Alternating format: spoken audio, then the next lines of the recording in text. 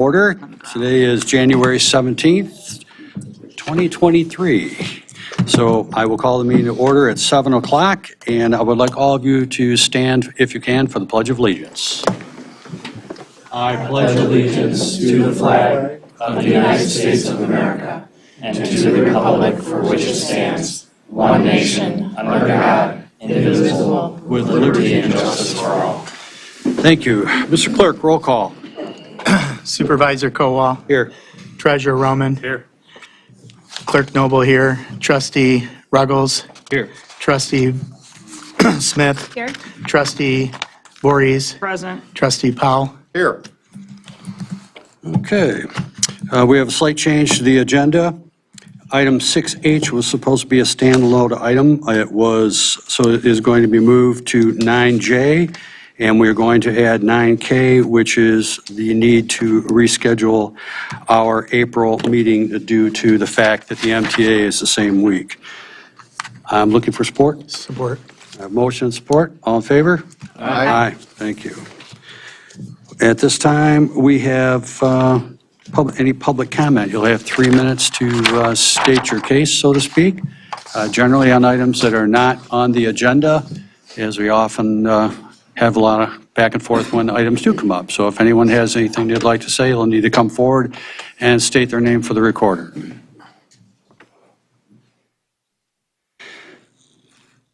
Seeing none, we will close public comment. Consent agenda, item 6, revenue expense, check disbursements, approve OPEB actuarial services for 2023, variety department, police, fire, and community development, and treasury reports, and winter carnival event memo. Any questions or comments on consent? Otherwise, looking for an agenda. Mr. Supervisor? Yes. Could we please remove item I from the consent agenda?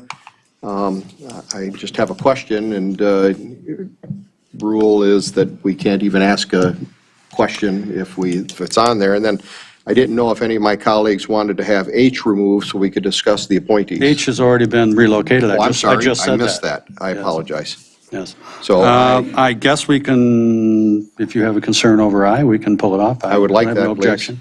I'll support that. Motion support to remove item I, and we'll add that to the very end of we'll make that 9L. All in favor? I'm sorry. Oh. Maybe you should add that to 9A because we're already discussing part of that anyway. And so we could discuss it all at the same time. We can if you like. I have no objection. We will add that to 9A Thank you. as a second part. I have motion, I have support. All in favor? Aye. Aye, so it's done. Mr. Powell, still looking for a motion? On the Consent minutes? agenda? Oh, I'm sorry. Yes, I move to approve the consent agenda as modified. I have motion, looking for support. Support. I have motion and support. All in favor? Aye. Ayes have it. Item 7A and B, approval of the minutes of special board meeting December 15th, 2022, and approval of the minutes of the regular board meeting of December 20th, 2022. Any questions or comments from the board? Seeing as none, looking for a motion. Mr. Ruggles? Make a motion to approve the minutes from the special board meeting of December 15th, 2022. Support? And you can make a dual motion. Oh, yeah. Oh, okay, I'll make a motion also to include the approval of the minutes for the regular board meeting on December 20th, 2022. Continued support. Motion and support. All in favor? Aye. Ayes have it. Presentation. Chief, the floor is yours. Thank you. Mr. Supervisor, with your permission, I'd like to bring up the individuals and department members that are here to support them. Yes, please. If you can get them to come up. Yep. They're so shy. Just kind of get over here, guys. Boy, if we get an alarm right now, know. we're going to have one messy. Yes, I agree. You guys might need to move a little bit this way here so we can still get you on the camera here. Okay, come on, don't be You shy. said the word camera, yeah. Okay. All right. Board members, thank you for giving us this opportunity tonight. This is really special for the fire department. A lot of times we recognize our guys, we give them a pat on the back, but tonight we've got a promotion. We've got a one-year recognition, individual completed his probationary period with us. And we've got some fire chief awards, a retirement recognition, and a citizens recognition. So we have a lot going on here, so we'll keep this moving. First, I want to bring up firefighter medic Mark Page. Tonight, we're recognizing Mark in his promotion to shift sergeant. Mark's been with us now for about 13 years. Good asset to the department. He's one of those guys he's really quiet, but he's focused and he's really effective. Kind of sounds like I just described you as a ninja, didn't it? Yeah. He oversees all of our medical equipment and that, so he does a lot of extra duties, and he's really earned this position. Without further ado, we'd like to get him sworn in as a sergeant, and his wife is going to come forward to pin his badge on.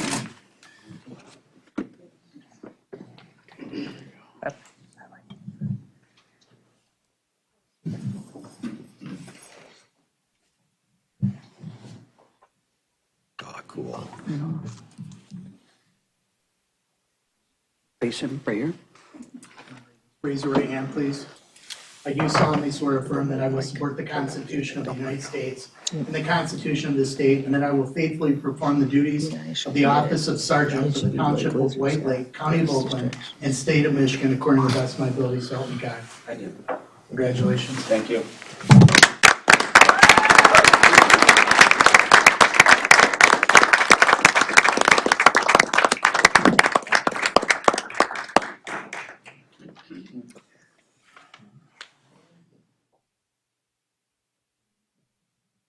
A tough badge.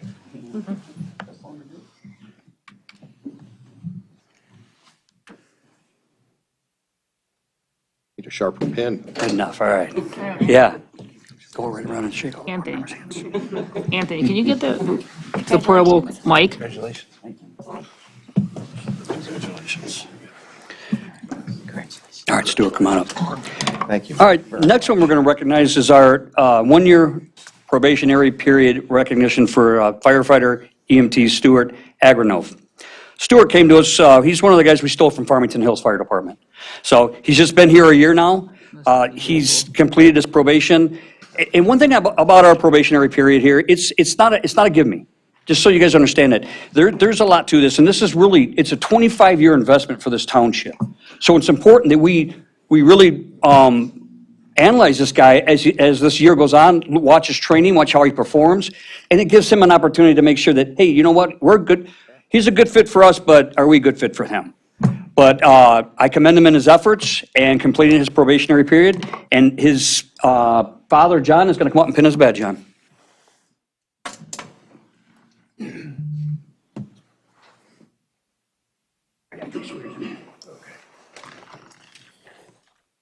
Please raise your right hand. I do solemnly swear or affirm that I will support the Constitution of the United States and the Constitution of the state, and that I will faithfully perform the duties of the office of firefighter for the Township of White Lake, County of Oakland, and State of Michigan, according to the best of my ability, so help me God. I do. Congratulations. Congratulations.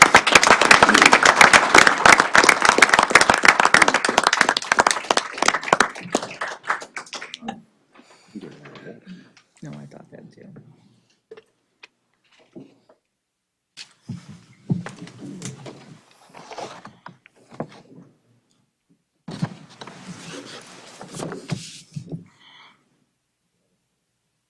Little blood won't hurt. Just force it, yeah.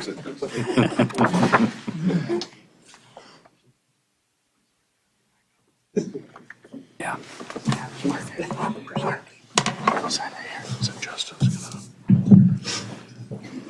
You can just Have hold it to if you want. pre-drill the holes. Yeah, go right, just go right around the board members. Sign right here. Thank you. Thank you. Welcome aboard. Congratulations. Congratulations. Thank you. Good job. All right, next we're going to recognize some individuals that received 2022 Fire Chiefs Award recipients. These are individuals really that This is not, they don't take on assignments that are, I call them chores, I give them chores. These are guys that step up and they actually volunteer for assignments. One of the most important things we do in the fire department here in White Lake Township, aside from providing emergency service, is community risk reduction. And that encompasses a really broad platform. It can be community CPR, it can be our fire prevention program, our community lockbox program. And a couple things we're going to recognize tonight is one of them is our coat drive. So I'm going to have Captain Steve Hanneman step forward and firefighter Bruce Flores.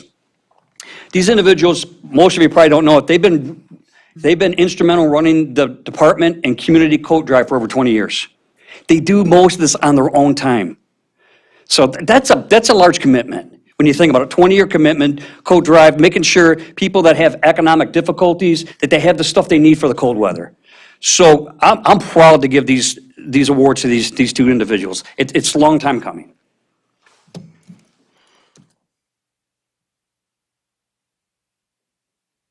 Thank you, guys.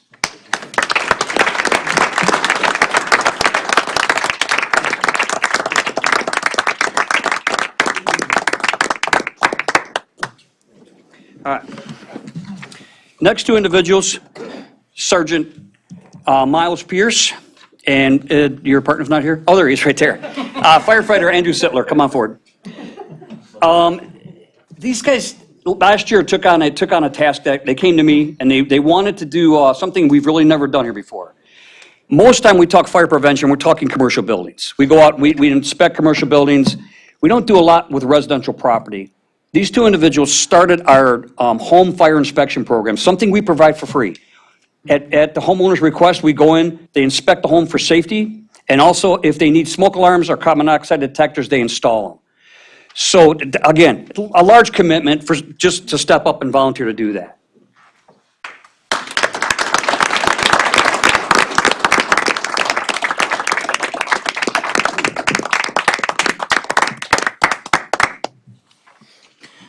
All right, the last award for Fire Chief's Award, Sergeant Voss.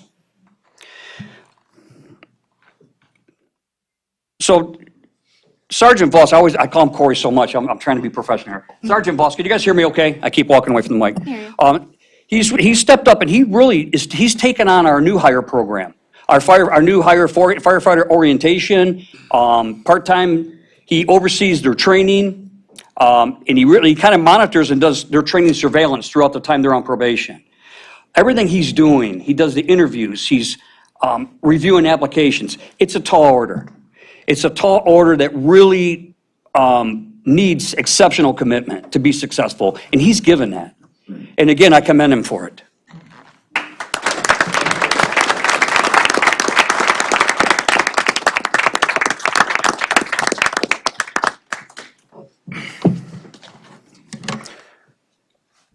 Okay. We're going to recognize one of our part-time firefighters. He's decided to go ahead and call it quits with us. He's been here, Mike, why don't you come right over here so they can kind of see you. Mike's been with us now for 20 years. 20 years of service as a part-time firefighter, that's a lot. Usually he started as a paid-on-call firefighter, and then when we abolished that program and we went to part-time, he stayed on as a part-time firefighter. Mike is reliable, dependable, he's very task-oriented.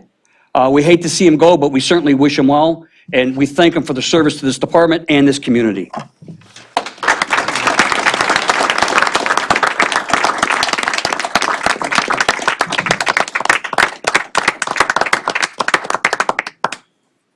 Come on over here. Board members and ladies and gentlemen, we have one last award here. It's a Citizens Award. I'm going to let Captain Hanneman present this. This is somebody who's been instrumental also with the code drive with him. Thank you so much. Thank you for your service. Yeah, I will in a second. I just wanted to thank the board and our guests for the opportunity to speak this evening. I did prepare a little statement because if you know who I am, and I like to talk, and I tend to go off in the weeds, so I'm going to try to stay on point tonight. As the chief stated earlier, for more than 20 years, Bruce Flores and I have headed up the fire department's annual code drive, and we've had help from both fire and police department personnel over the years, and obviously tremendous support from our local business partners, JCPenney's and Walmart. and the generosity of public donations. We've been able, through that effort, we've been able to provide hundreds, if not close to thousands, of new coats and cold weather items. 20 years has gone by really quick. And we provide those items to our local school children. And mostly what we've been able to provide are brand-new items, not even gently used. We've been able, through all the generosity, to provide new items. The coat drive is just one part of the giving effort, and frankly, it's the easiest part of the equation due to all the support that I mentioned from our local business partners. For the program to be truly successful and effective, getting the coats and all the donations out to those in need is an incredibly difficult task. And initially I wondered how I was to do that effectively. For the program to be truly successful and effective, I've reached out to, I made a call to Huron Valley Schools for some assistance. I didn't really know which direction to go at that point. And that turned out to be the right call because over these 20-plus years, I've had the distinct pleasure of working with several groups of social workers. Some of them, Cheryl Litt, who works in Huron Valley Schools, and Jennifer Hollander, just to name a few.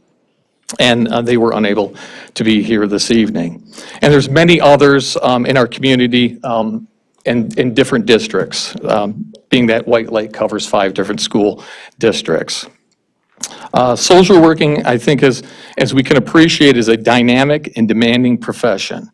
And it requires endless energy, and empathy matched to nothing, and advocacy for their clients, and it's a true labor of love. So I'm here tonight to recognize and thank a truly dynamic and special person, and true, over the last 20-plus years, a friend. I call her a friend, Miss Kim Zalay, and I'm going to have her walk up here this evening. Just so you know, I duped her into coming tonight. She thought she was here supporting me, and she had no idea I was doing this, and so she's that silent hero. So she's mad at me. So, as I mentioned earlier, I made the call to one of our local schools, and Kim, a social worker for Huron Valley Schools for many years, I won't tell you how many, it's been a few, answered that call. And 20-plus years have passed, and I still look at that phone call as my lucky day. Kim is everything I mentioned that a social worker should be. For those in needs. And I just wanted to touch one little, kind of maybe describe who Kim is. In the beginning of this endeavor, the coat drive endeavor, I would get these local storefronts, and I put my coats in these storefronts, and by the generosity of the strip mall owners, they give me a storefront to store my coats, and we'd hang them and try to organize them and such. And Kim was the first one I contacted, and I'm not kidding you, I think it was 7, 8 o'clock at night. She would come out, or she'd call me and say, hey, you want to meet at the coat room? And I think I was working. I'm pretty sure I was working because it wasn't as flexible. But I met her at this storefront, and it was next to Leo's, one of the empty ones at the time. And there wasn't any heat in there, and there wasn't any lights in there. And I was able to hang the coats up on, I think, a rope is what I tied it across. And I just remember, we didn't know each other that well, and we were in there with cell phone flashlights, pulling coats off the racks for the sizes that she was looking for. And so that's a snippet of who this individual is and her dedication, and it goes without bounds. She's incredible. I can't think of a better person that I would like to talk about than Kim. So I'm honored to present the Certificate of Achievement to what I believe is a true hero for our kids in our community, Ms. Kim Zalay.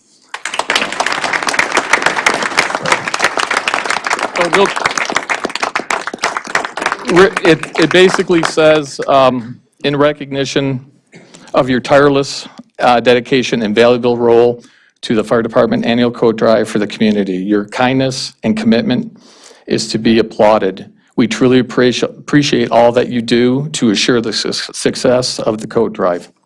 So, Very good. Thank you. So again, thank you for the opportunity to speak. Board members, ladies and gentlemen, thank you for this opportunity for us to recognize these individuals and the citizens for all they do. Thanks, guys.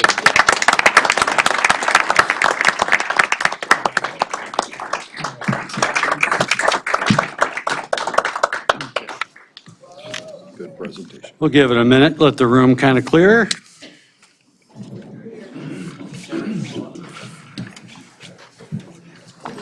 Don't go too far, chief. Yeah, it doesn't look girly at all.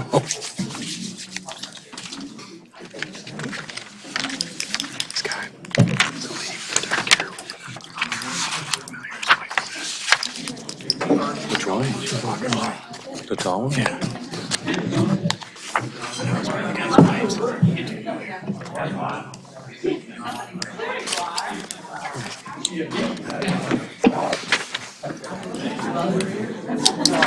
Considering we're going to need the chief for the next one, we'll have to wait a second.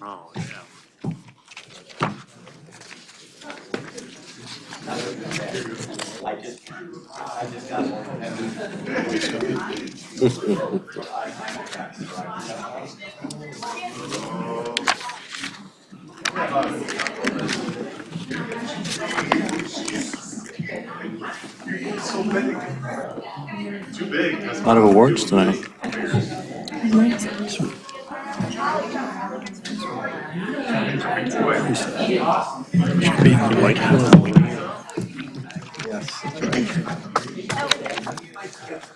Or we could skip it and come back. And close those doors. Well, you know, We got it. that's why we have the doors, but that's okay. You gotta go get your chief. Yeah. Right here. They can probably hear us on these things.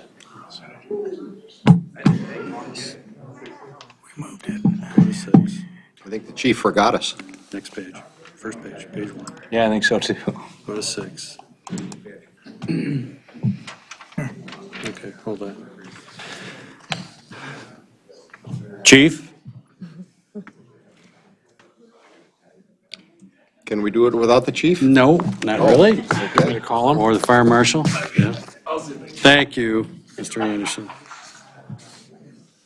Oh, yeah, that.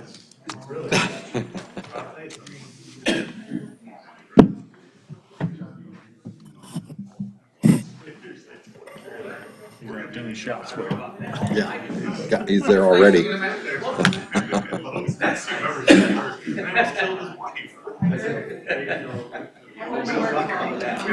don't need anybody here in that part. We gotta go to the bathroom.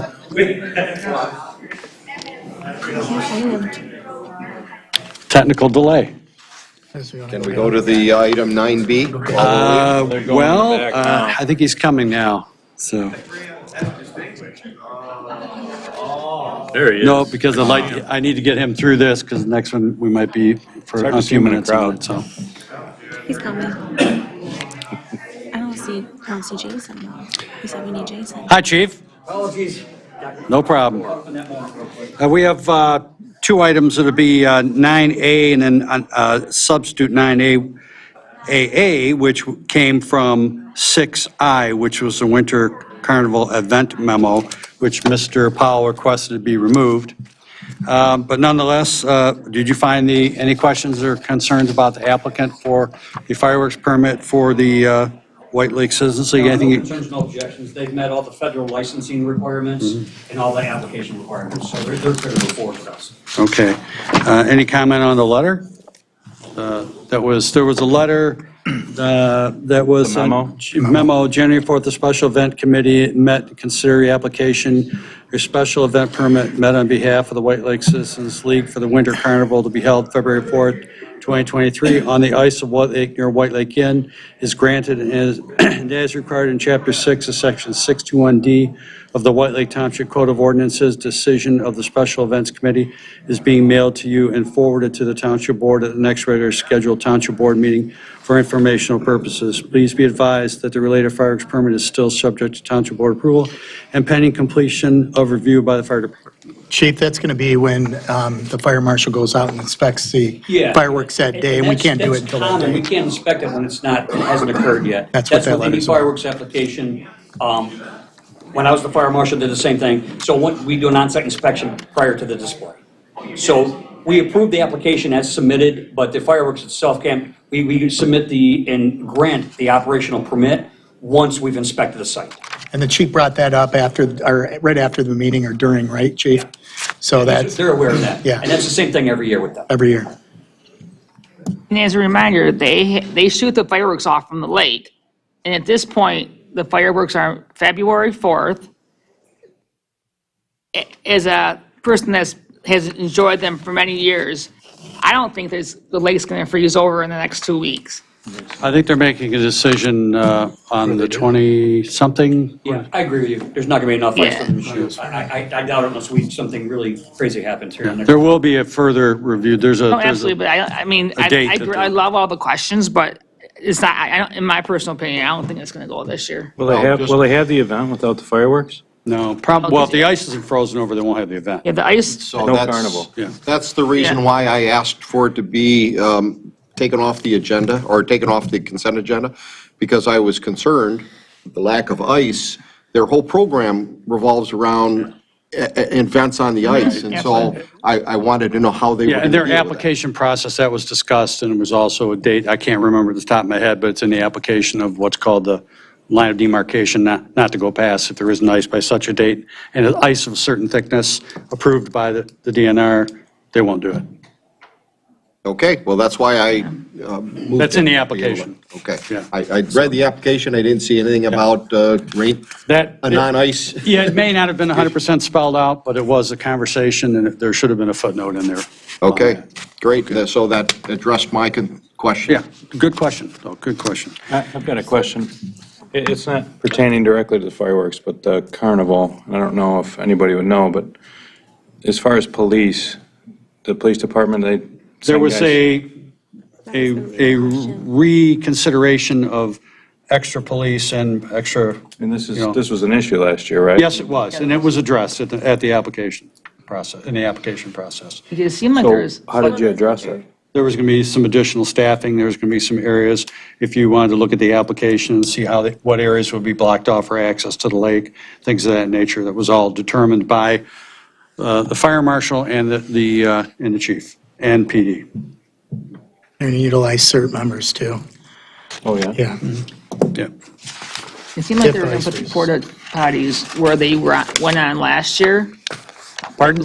Weren't the porta potties going to be put where they were? I don't recall the exact placement, but it's on the plan that's Yeah, no, and absolutely, yeah. been approved And by, it's- if you because like want I said, to, I last would year- say you could go to the clerk's office and get a copy of that plan if you're curious, but there'll be some additional Okay. snow fences, some Yep. restrictions for traffic to access egress the ice, which was a big problem Mm-hmm. last year. Absolutely. So if there's no inspections, there's a fee that the township charges for inspections of $555.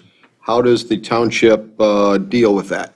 We would reimburse them, most of it, other than the inspection fee. The Okay. fire marshals put a lot of time into Oh, sure. reviewing the application, especially there's so much with the federal ATF licensing when you deal with explosive projectiles. So we would charge a standard inspection fee, and we would refund the rest of it. Okay, I just wanted to make sure that this board understood that, and we appreciate that. Okay, Okay. seeing that, I'm looking for a motion to approve the fireworks permit. I just had one Oh. comment. Do we need to put in our motion anything about it won't proceed with thickness of ice? No, we don't need to. This is strictly a fireworks permit. That is permitted I want to under be the clear that event. they understand that the carnival's not going to go forward, Yeah, they know already. This has been discussed in great detail. but we don't need it in writing Nope. anywhere. John has to approve everything at the line of demarcation, so to speak. In other words, if there's a certain point, the ice isn't thick enough, and the DNR doesn't approve it, they're not going to have the show. Therefore, There's there's still no one fireworks last permit. stop with you Their then, HOA Chief. representative Yeah. made it clear to us that they're going to make a decision. If the ice isn't thick enough, they won't be on it, and they certainly are not going to load fireworks on it. Yeah, exactly. We've canceled it in the past, so yeah, they're, Yeah, it has been canceled in the past. I do, it was a couple times. And the chief addressed safety issues from last year's accident about staging and how those were I think this addressed. year we're pretty spot on with pre-planning. Last year, when you start having a carnival, people talk to people, and the social media platforms that are out there now, it's going to attract a lot of company. So that's what happened. Right, and that's what happened. Okay, looking for that motion? Care to make the motion? For approving the fireworks separately. All we're approving is a fireworks permit. Okay. I'd like to make a motion to approve the fireworks display application for White Lake Citizens, what, is it from the Citizens Academy? Citizens League. Citizens League for 2/4/23, rain date of 2/11/23. I'll support that. Motion and support, all in favor? Aye. Aye, ayes have it. Okay. Mr. Supervisor? Yes. With all due respect, do you mind if I I? didn't even guess that you would stick around. Okay. Okay. Congratulations on your staff. Thank you. There we go.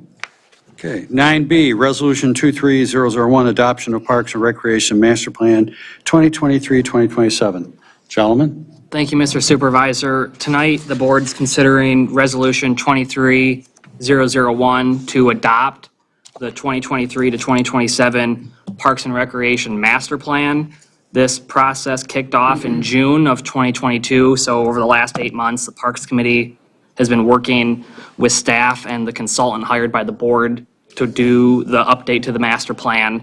The MDNR provides guidelines for what's required to be in the plan, so our plan is MDNR compliant, and the township has to have a 5-year recreation plan in order to apply for grants. So our previous plan, 2018 to 2022, expired at the end of last year. We have until February 1st to submit the new plan to the state to be compliant and maintain our eligibility for grants. So if the board adopts the plan tonight, we have to file it with Oakland County, with SEMCOG, and then with the MDNR. If you have any questions, I'd be glad to answer it. Questions, comments from the board? When does it due again? February 1st. That is due the 1st of February. I have a comment. So I would like, with the support of some of my fellow board members, to amend this plan to include somewhere in the master plan for the next 5 years that dog parks are considered within the township. They weren't offered in the survey out to the residents, but they were the first and second thing requested, and as you go through the next consecutive pages of what was requested directly from our residents was dog parks. So I know the majority of this board is in favor of dog parks, and I'd like that to be added into our future master plan for 5 years for White Lake Township. I'll support that as well, so hopefully we can. I think the input from the residents were very, very clear. Right. And the lack of even a mention of a dog park, I think, is telling, and so we need to get at least a mention of it in there so that we can study that over the next 5 years. The state provides a process to amend a 5-year plan during the 5 years, so it's not locked and set in stone. And the Parks Committee wrote the goals broad enough, so if the board decided in 2023 or 24 they wanted a dog park, you could apply for a grant, or you could still construct one and maintain one without having the specific words in the plan. The state uses an example of a skate park. Our plan doesn't say anything about having a skate park, and there's been interest in the past about that. But we can still apply for grants and have a skate park in the township, even though the words skate park aren't in the plan. So it's written broad enough to cover any type of recreation amenity the township wants to provide. Well, as a matter of I record, don't see then why it doesn't hurt just to add that. well, If it's broad, we here's can my add it. thought process. Instead of going back and fiddling with the plan itself and having to redo that, just make it as a footnote at this meeting that would be,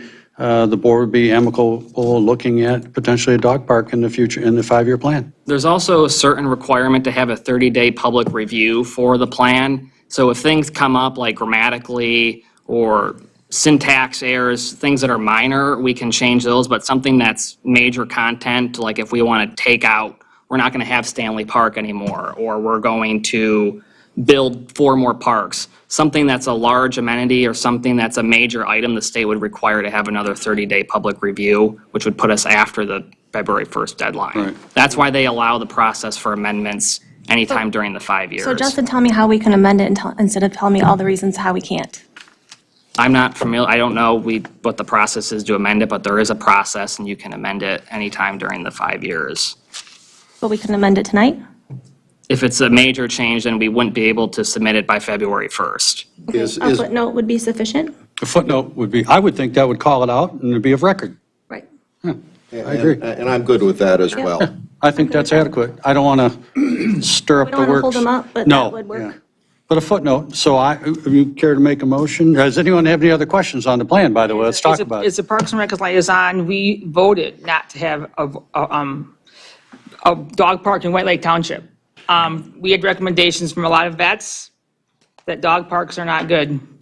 I am against the dog park. I'll leave it at that.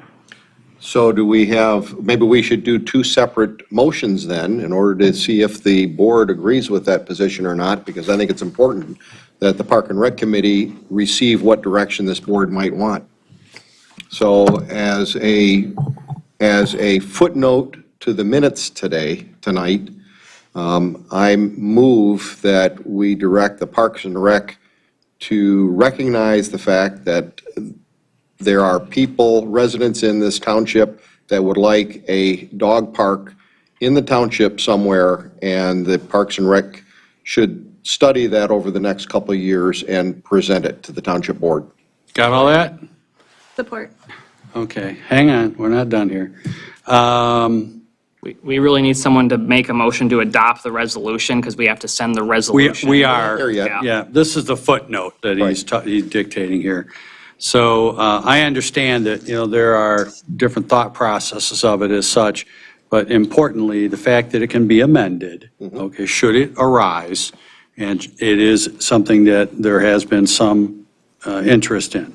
I do not want to override the Parks Committee recommendation on the current plan as it Oh, Lord, stands. no, I don't think we're going to. Nor undermine it. So the concern is duly noted. So I saw some hands go up here, and before I make a motion, and Mr. Roman? Yeah, I just had two comments. One, I support Liz and Mike Powell on the dog park idea. I'm a big dog park user. The only one in White Lake Township right now is over at the Pontiac Lake boat launch off of Williams Lake Road. And it is a state-run dog park, not maintained very well at all. It's mostly dirt now. The grass doesn't have time to regenerate. But that's one of my big social events. I meet so many people out at the dog park, can't even tell you. Just a great day out there, and it would really be nice to have another one. I hear it from most of the people out there, they'd like to see another dog park in White Lake Township. But with that said, I also had a comment on the Stanley Park Phase 1 design. It's designed as is with only part of that road paved. We're going to get into that the next item, Mike. You don't need to that's talk not about part of that now. this. That's I not should part wait of this. then. Yes, you should wait. I will wait. Okay. You're drifting. Okay, but that's okay. Okay, are you good, Mike? I'm good. Okay. We have it of record. Did I So see? we have a motion and No, support currently. No, I understand, but there was some hands up Oh, out here. I'm sorry, I didn't see that. If you are going to speak, you're going to need to come to the microphone. Do I have to say who I am? Yes, you do. Rhonda Grubb, 263 Horizon. This may be able to be held off, but I do want to say that sitting and going to all of the parks meetings and all of the planning in this project, we had more opposition against dog parks. And we can review this again later. I'm not opposed to that. I'm not saying this is cut and dry, but there's just a lot to consider. We do have, like you said, we do have a dog park at Pontiac Lake. I've not been there, so I can't speak of that. But you hit the nail on the head when you said there's no grass, it's not upkeep, who's going to be doing these things? So there's just a lot more than going out and having fun with your dog, because I like to go out and have fun with my dog too. If I'm not mistaken, all of our parks, we can have dogs at all of our parks, they just have to be on leashes. So it's not that we don't allow dogs in our parks. But I think it's just more to consider, and it should be looked at in a bigger project. Thank you. Thank you. Kathleen Asseltine, 4800 Cuthbert Road, White Lake, Michigan. I'm on the Parks Committee, and I'd just like to tell you, we did study this extensively. We got input from a lot of veterinarians. We did a lot of research from good sources, and dog parks are not as safe as everyone thinks. There's a lot of problems. There's dogs that die and that are killed, people that are maimed and killed by dogs. The idea that someone's going to be there to monitor whether these dogs have been vaccinated, who's going to clean up the dog refuse, who's going to clean up after the people. There's very big expenses involved in having a dog park.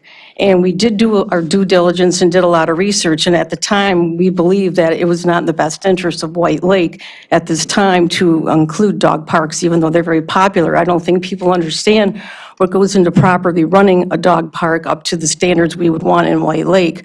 There also are quite a few other dog parks in the area that are available to White Lake citizens, the closest one Pontiac Lake, but I know there's a couple in Milford. So our committee has a very adamant opposition at this point to a dog park until we can make sure that if it does come back, that it's done properly. But it's going to require monitoring, it's going to require fees, it's going to require people having access and a locked facility. And I don't think people understand the degree that we're going to have to go to ensure if there is a dog park, that it's going to be done properly. Thank you.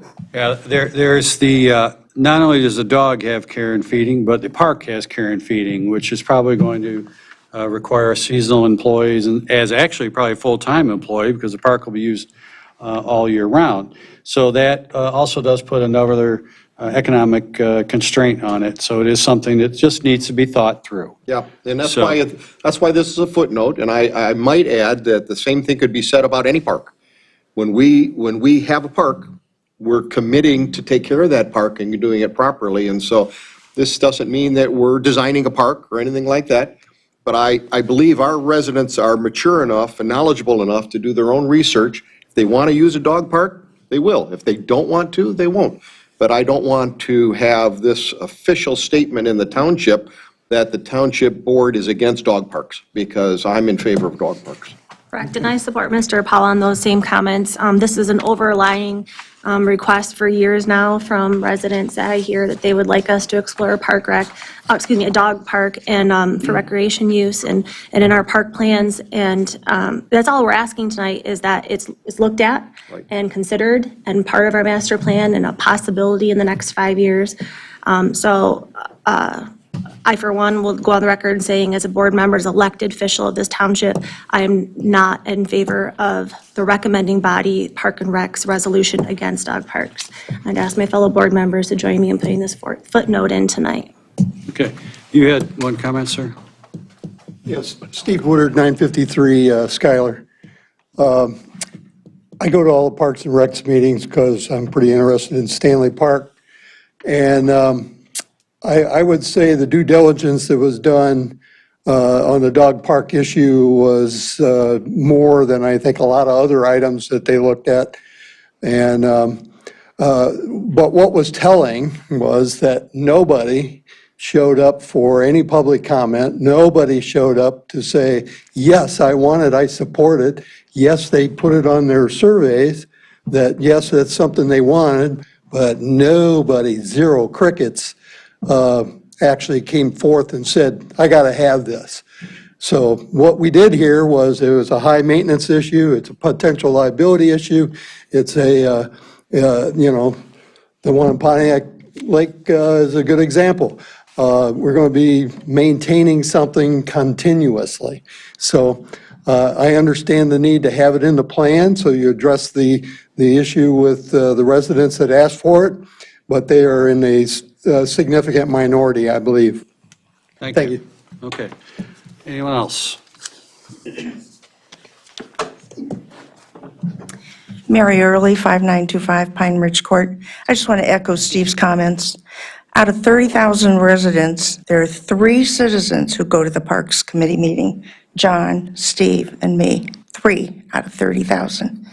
So that tells you that, no, they're not interested in dog parks. Thank you. Thank you. They Okay. just don't want to go to the. All right. It is in our results, and it is in our plan that they're interested in the park, in the dog park. And actually, this board wasn't even informed of the resolution that happened with the Parks and Rec until recently, about a month ago. So again, I'll move forward with Mr. Powell's motion, and I support. Moving forward. Okay, so we are now looking, we have the footnote. We are now looking to pass the Can we just have a roll call vote on the footnote? Can I ask a question really quickly? I'm sorry. Do you intend to amend the plan with this No. footnote?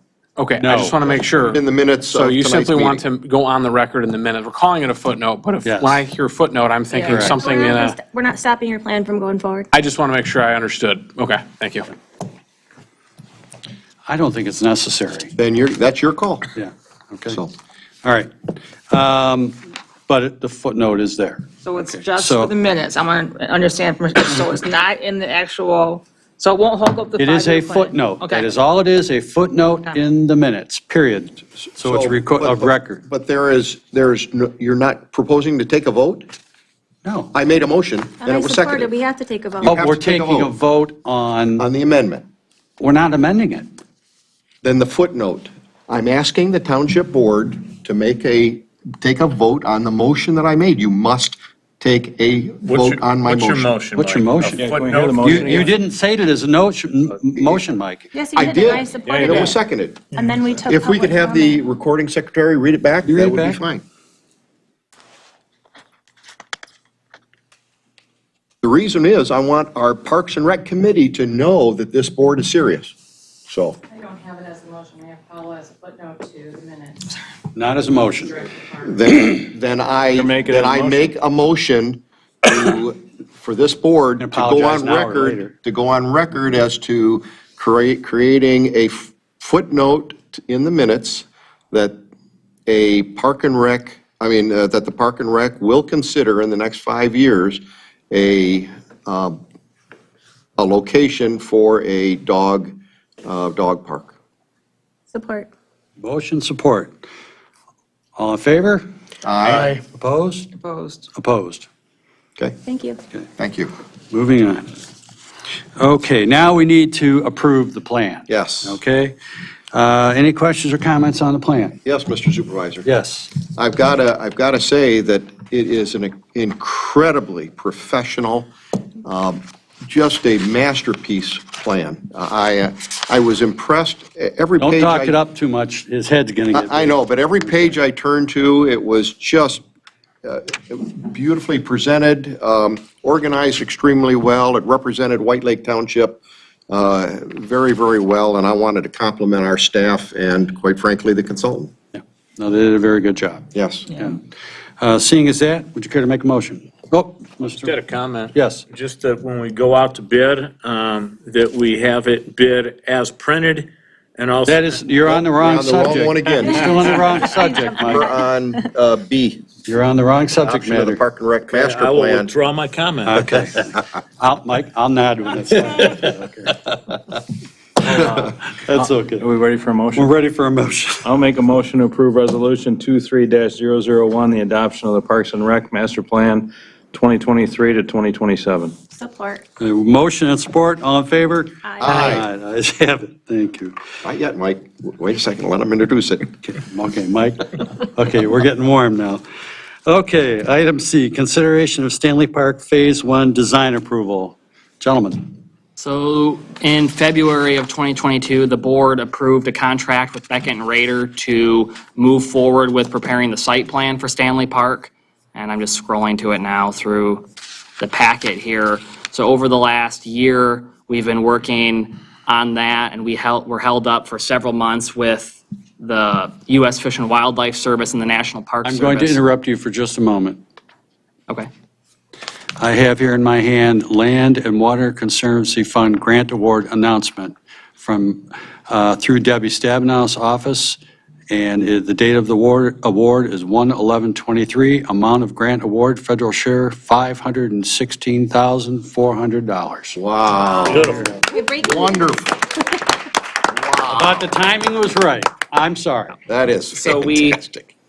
it's great that we just last week got that federal approval. So while the state tentatively approved our plan, we had to go through the process with the federal government because it's a state-issued grant, but it's federal money. So we've been working over the last several months with some of the federal compliance issues, and we just worked through that. So the plan that is in your packet is consistent with the grant that was applied for. The grant, or I should say the grant was based on the Stanley Park Master Plan, which this board approved in February of '21. And the board also approved the Phase 1 improvements in February of 2021. So this plan is providing access to the park, paving the road or a portion of it all the way down, getting parking into the park, getting a path from Elizabeth Lake Road to the water, getting an observation pier or a fishing pier into the lake, getting exercise stations.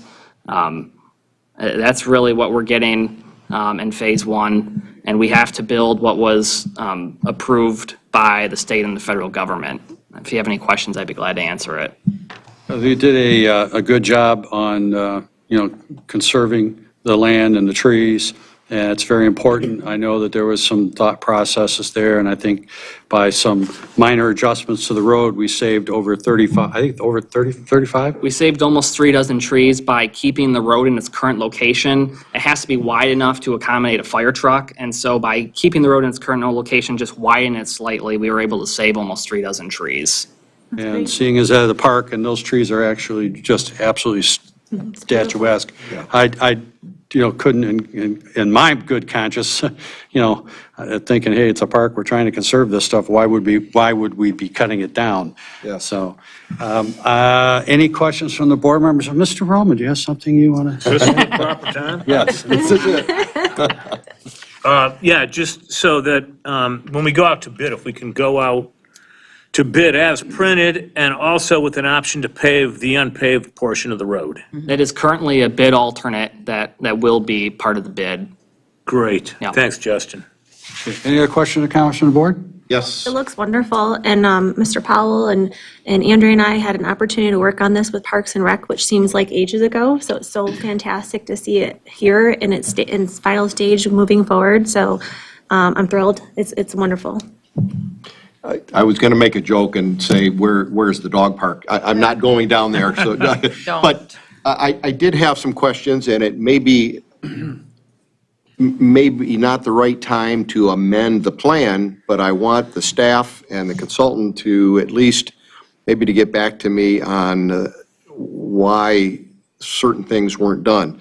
One of the items that was discussed at our a year ago when we worked on this was it doesn't appear that there is a drivable access from the cul-de-sac where it's proposed down to the water's edge. So if there's an emergency down at the water, we don't appear to have any means of getting a vehicle down there to handle the emergency action. And so I'm wondering what's. That's actually not in this set, but it was caught through our plan review. And at the construction drawing, that drive will be widened. Right now, it's a walking path between the drop-off and the lake. Right. There will be wide enough for a vehicle to get down with a turnaround for the fire department. Thank you, because it was only 8 feet wide, and I didn't think it had the thickness That of the got caught. asphalt and all that stuff or the concrete for that, so, Justin actually caught it. okay. Going to 12, right? Remember, Mr. Powell, we did try to accomplish we that did, in our right. stage, so I Some did of the see issue it that they caught. worked through was there's wetlands bordering that side, so they're trying there to is. minimize the width to have the least amount of impact. So we're only going to widen it just the bare minimum to accommodate an emergency vehicle and a turnaround. And Chief's not here to speak, but if you recall, I did check with him at those times of our meetings, has he ever gotten down to the water? And he has with the fire truck. In I don't its want to current- speak, in I its don't want to current speak state, for him, right. but he said he could do it if he absolutely had to. It was sunk so. like a stone. Well, I don't want to speak for Chief, but it was discussed. We did talk about it last time because it was a concern of mine of how to get an emergency vehicle down to the waterfront. So we did have a meeting with the chief on another issue, and he virtually said that a residential driveway that meets the requirements in NFPA for access must be 20 feet wide. We were in a meeting with him regarding just a residential driveway, and so at least discussed with the chief, so it's at the minimum width.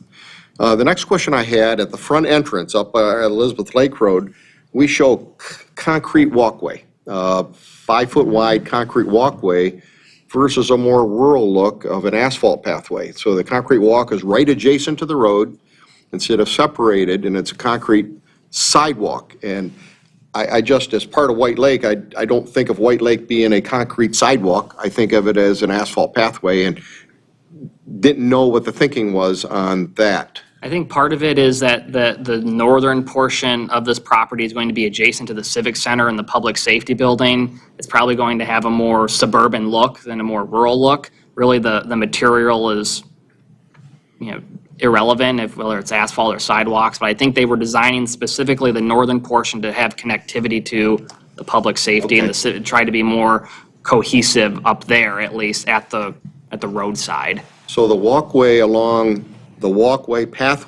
Elizabeth Lake Road that goes all the way in front of our Civic Center area, including further down Elizabeth Lake Road, is concrete or is it asphalt? I don't know if that's been designed. I think it's concrete.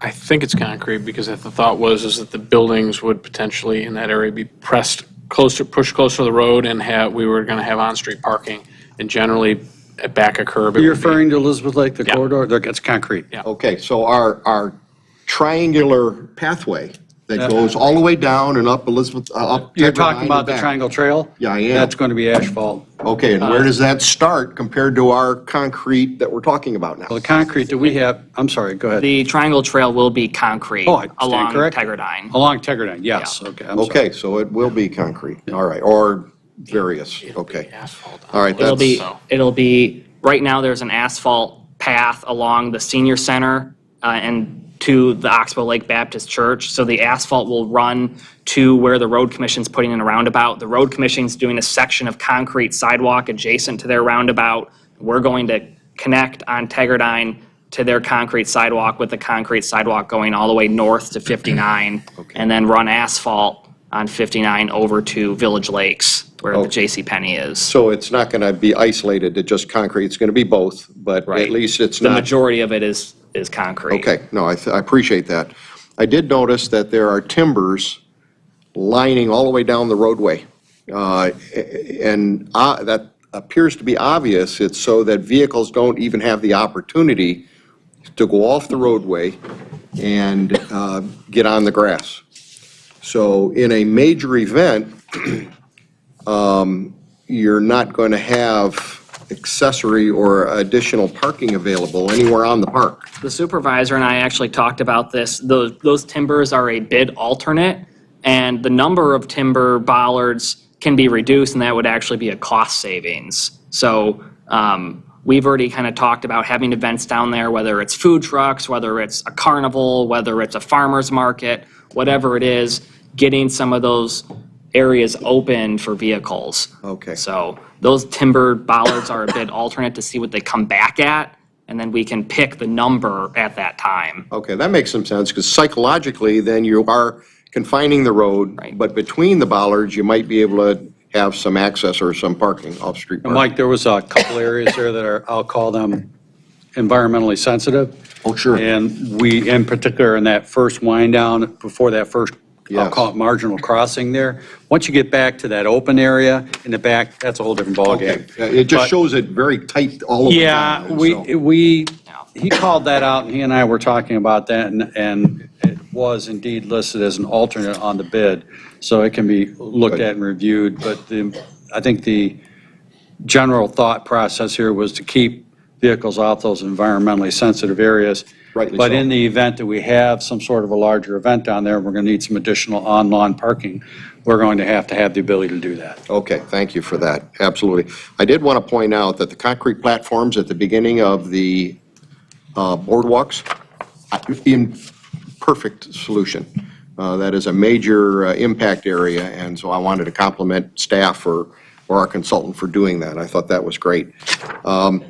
Couldn't tell from the design, but this design, does it have a swale, an off-street swale for drainage to get the water off the road as soon as possible? It does. Okay. Yeah. I couldn't tell from the cross-sections whether that was included. We're going to try to utilize swales and rain gardens where possible. Good. So, Okay. Rain garden? What's a swale? Swale is a road ditch. A road A ditch. shallow road ditch instead of it running down a road and eroding the road. It's because the first phase is gravel. So you'll end up rutting the road if you let the water stay on the road that very Gotcha. long.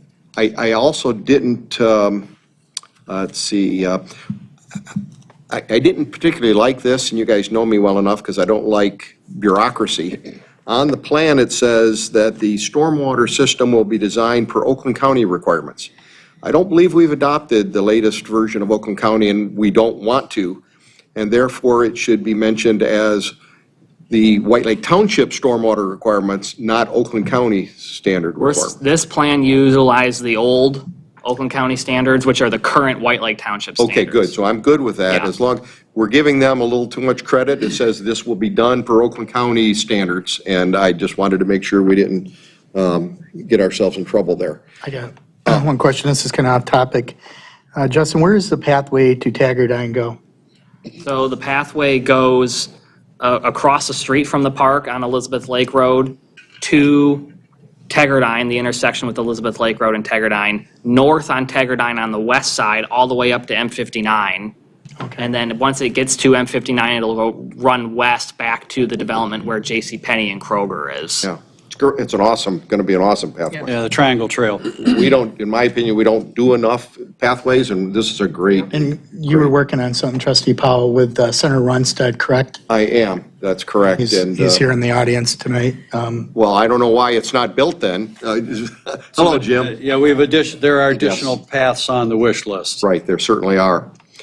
We actually just, within the last 3 weeks, applied for a Ralph Wilson Foundation grant to construct the Triangle Trail. So we've received a design grant from a different arm of the foundation to design it. So our engineering for designing that trail was paid for. Yeah. And now we've applied to a different arm of the foundation asking for the construction Oh, that's cost. great. What, 620? 628,000 is the construction cost estimate, so that's what we requested, and we should know by June of this year, within the next 6 months, if we're gonna get that grant. That's great. Hopefully the supervisor can read that when it comes in as absolutely. well. That's fantastic. Justin, you did a very nice job putting all this together. I know you spent a lot of time on it. So I just have two additional items quickly.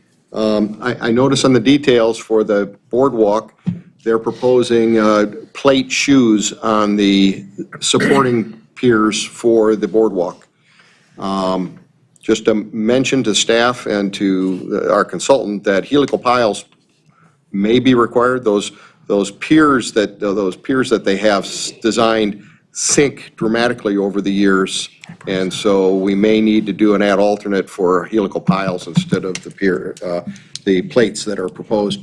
The last item is something that I thought the DNR got away from, and I've had to do this in a couple locations. In roadways that cross with natural area or wetlands on both sides of a roadway, the DNR required me to put two culverts in, one down low, so the subaqueous or the aqueous animals could go through that, and one up high, so the rabbits and things like that don't swim can go through the culvert. Not one person, however, at the DNR told me that you had to put signs up telling the animals that they had to use those culverts.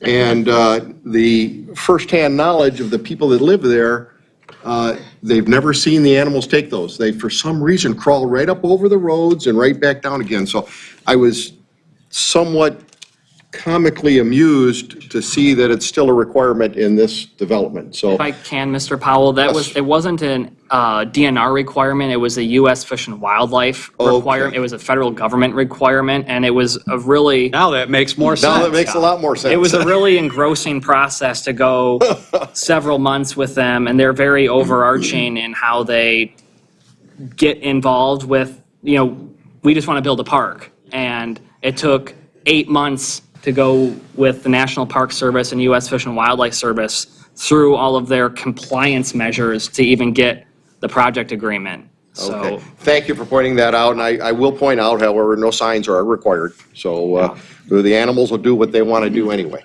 I have one last question on that topic that you started out with and finished with, Mr. Powell, that area, Justin, that crosses. yeah. So I interpreted, I just want to be correct here. I interpreted that dark gray is paved, that 8 feet wide. At the Correct? top, down the hill where it's, yeah, you're correct. Where it's dark, that's the pavement. Right, so from the drop-off circle, as far as it possibly can go, it is paved. Where we've added benches for, I mean, it's quite a distance, people don't maybe realize. I know this was talked about initially. I fought really hard for that drop-off circle. And it's quite a walk to the water. So that is paved, correct? Even if we have to have these 2 culverts and the road. I just want to be clear where you're asking about the pavement So the drop-off circle, is paved, yes. and then continuing towards the water where there's dark gray. That's all paved, Okay. yes. And if we have to widen that area in the future to get a vehicle down for safety, and then Mr. Powell was talking about that we have to have, required to have these 2 certain kind of culverts, does that It present? would still be paved at that point, yeah. So we can widen it, and we would just have to. I know it's just really marshy on Yeah. both sides there. We would just have to, the reason it was tried to keep as narrow as possible was to avoid trying to get a permit from Eagle to fill in wetlands. We have to get Eagle permits anyway to put the fishing and observation pier in. Right. There's a Part 301 and a Part 303 permit. One of them's lakes and streams, the other one's wetlands. We're just going to apply for a wetland permit if we need it, but it's going to be such a minor impact that we won't have to do any mitigation. Okay, thanks for just covering that. Again, this wasn't paved in our first phase 1 about a year ago, and I thought it was caught here, and I just want to be, I don't want to assume, I just It want to be was, sure. yes, it was caught, and it's asphalt pavement. Gotcha, okay, thank you. Okay. We are, any other further questions? I think we have answered a lot. Again, great job. I think I'd like to move forward. I'd like to make a motion to approve the Stanley Park Phase 1 design. So, I'll support that. I have a support. Do we have to include it in there as possibly amended, or are we approving exactly what is presented here? And how rigid do we have to be in what's being approved tonight? So this plan is giving the staff approval to move forward with preparing bid documents, construction documents, submitting to the MD. This plan has to get one more final stamp of approval from the MDNR, so we're hoping that if you're okay with where we're at this point, we can move ahead with that. I don't think that anything was talked about. If it was changed, it would preclude us from moving ahead. It's not like the other process with the DNR. This, we could still make a couple of tweaks and changes if need be, like you said, with whether we go from plates to helical piers or piles, we could still do that. Okay. I've made the motion. We have support. All in favor? Aye. Aye. Ayes have it. Great work. Yes, very good job. Exciting park. Item D, Resolution 23002 to approve request of the Department of Natural Resources to conduct an investigation prohibiting hunting in certain designated areas, i.e. township property. The Parks and Recreation Committee at its September 14th, 2022 meeting recommended to the Township Board an amendment to the hunting area control ordinance to prohibit hunting on township-owned properties. Not every township-owned property was included in their initial recommendation to you. It was all of the parks, the Township Hall property, the Civic Center property, the library property, the fire stations, the water tower parcels. And the purpose of this is really the protection of township property. Right now, somebody could go out and discharge a firearm at Stanley Park for hunting, or shoot a bow and arrow at Stanley Park or even out on Township Hall property if they're far enough away from a building. Our police department, I don't want to speak for them, but they can't enforce if someone discharges a firearm, if it's not included in our hunting area control ordinance, there's really, our hands are almost tied at that point. So the state of Michigan requires a resolution from the township board.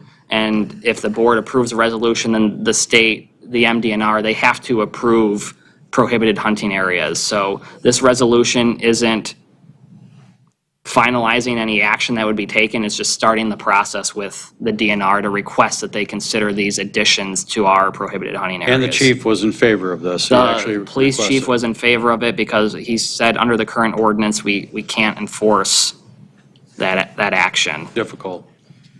So I have a question, Mr. Supervisor. If we designate these no hunting zones, and quite frankly, I'm in favor of that, does that preclude even carrying a bow and arrow or a concealed pistol license? It does not preclude somebody from, if they have a concealed weapon, from carrying it. This is just Okay. for hunting. Hunting. And the definition of hunting then is what? If a resident pulled their bow and arrow out and shot an arrow into a tree, is that considered hunting, and would they be ticketed for that if someone saw it? The DNR describes hunting as the discharge of firearms and bow and arrow to kill, injure, or disturb hunted game.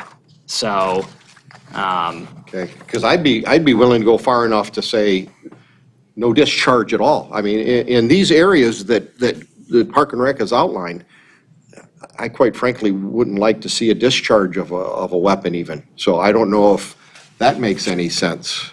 right now, we have a park rules that were actually adopted by the board in I think it was 2008 or 2013, and the current rules, and Andrea might be able to speak to this because it came up while we were studying the rules, it says no hunting. And so when we had our signs, and maybe Trustee Smith remembers this too, the old sign said no firearms. Right. But One of your first tasks was to go add no so firearms to we, Stanley Park. we can't preclude people from carrying a firearm into the park, but, so we changed the signs to say, instead of no firearms, no hunting. And then at the time, the police chief said, well, I can't enforce your park rules, relative to hunting. We enforce the ordinance. And I actually included in your board packet the current ordinance that was last amended in 1988. These yellow areas that are on the screen show currently the prohibited hunting areas in the township. And so the attached map is just adding township-owned properties.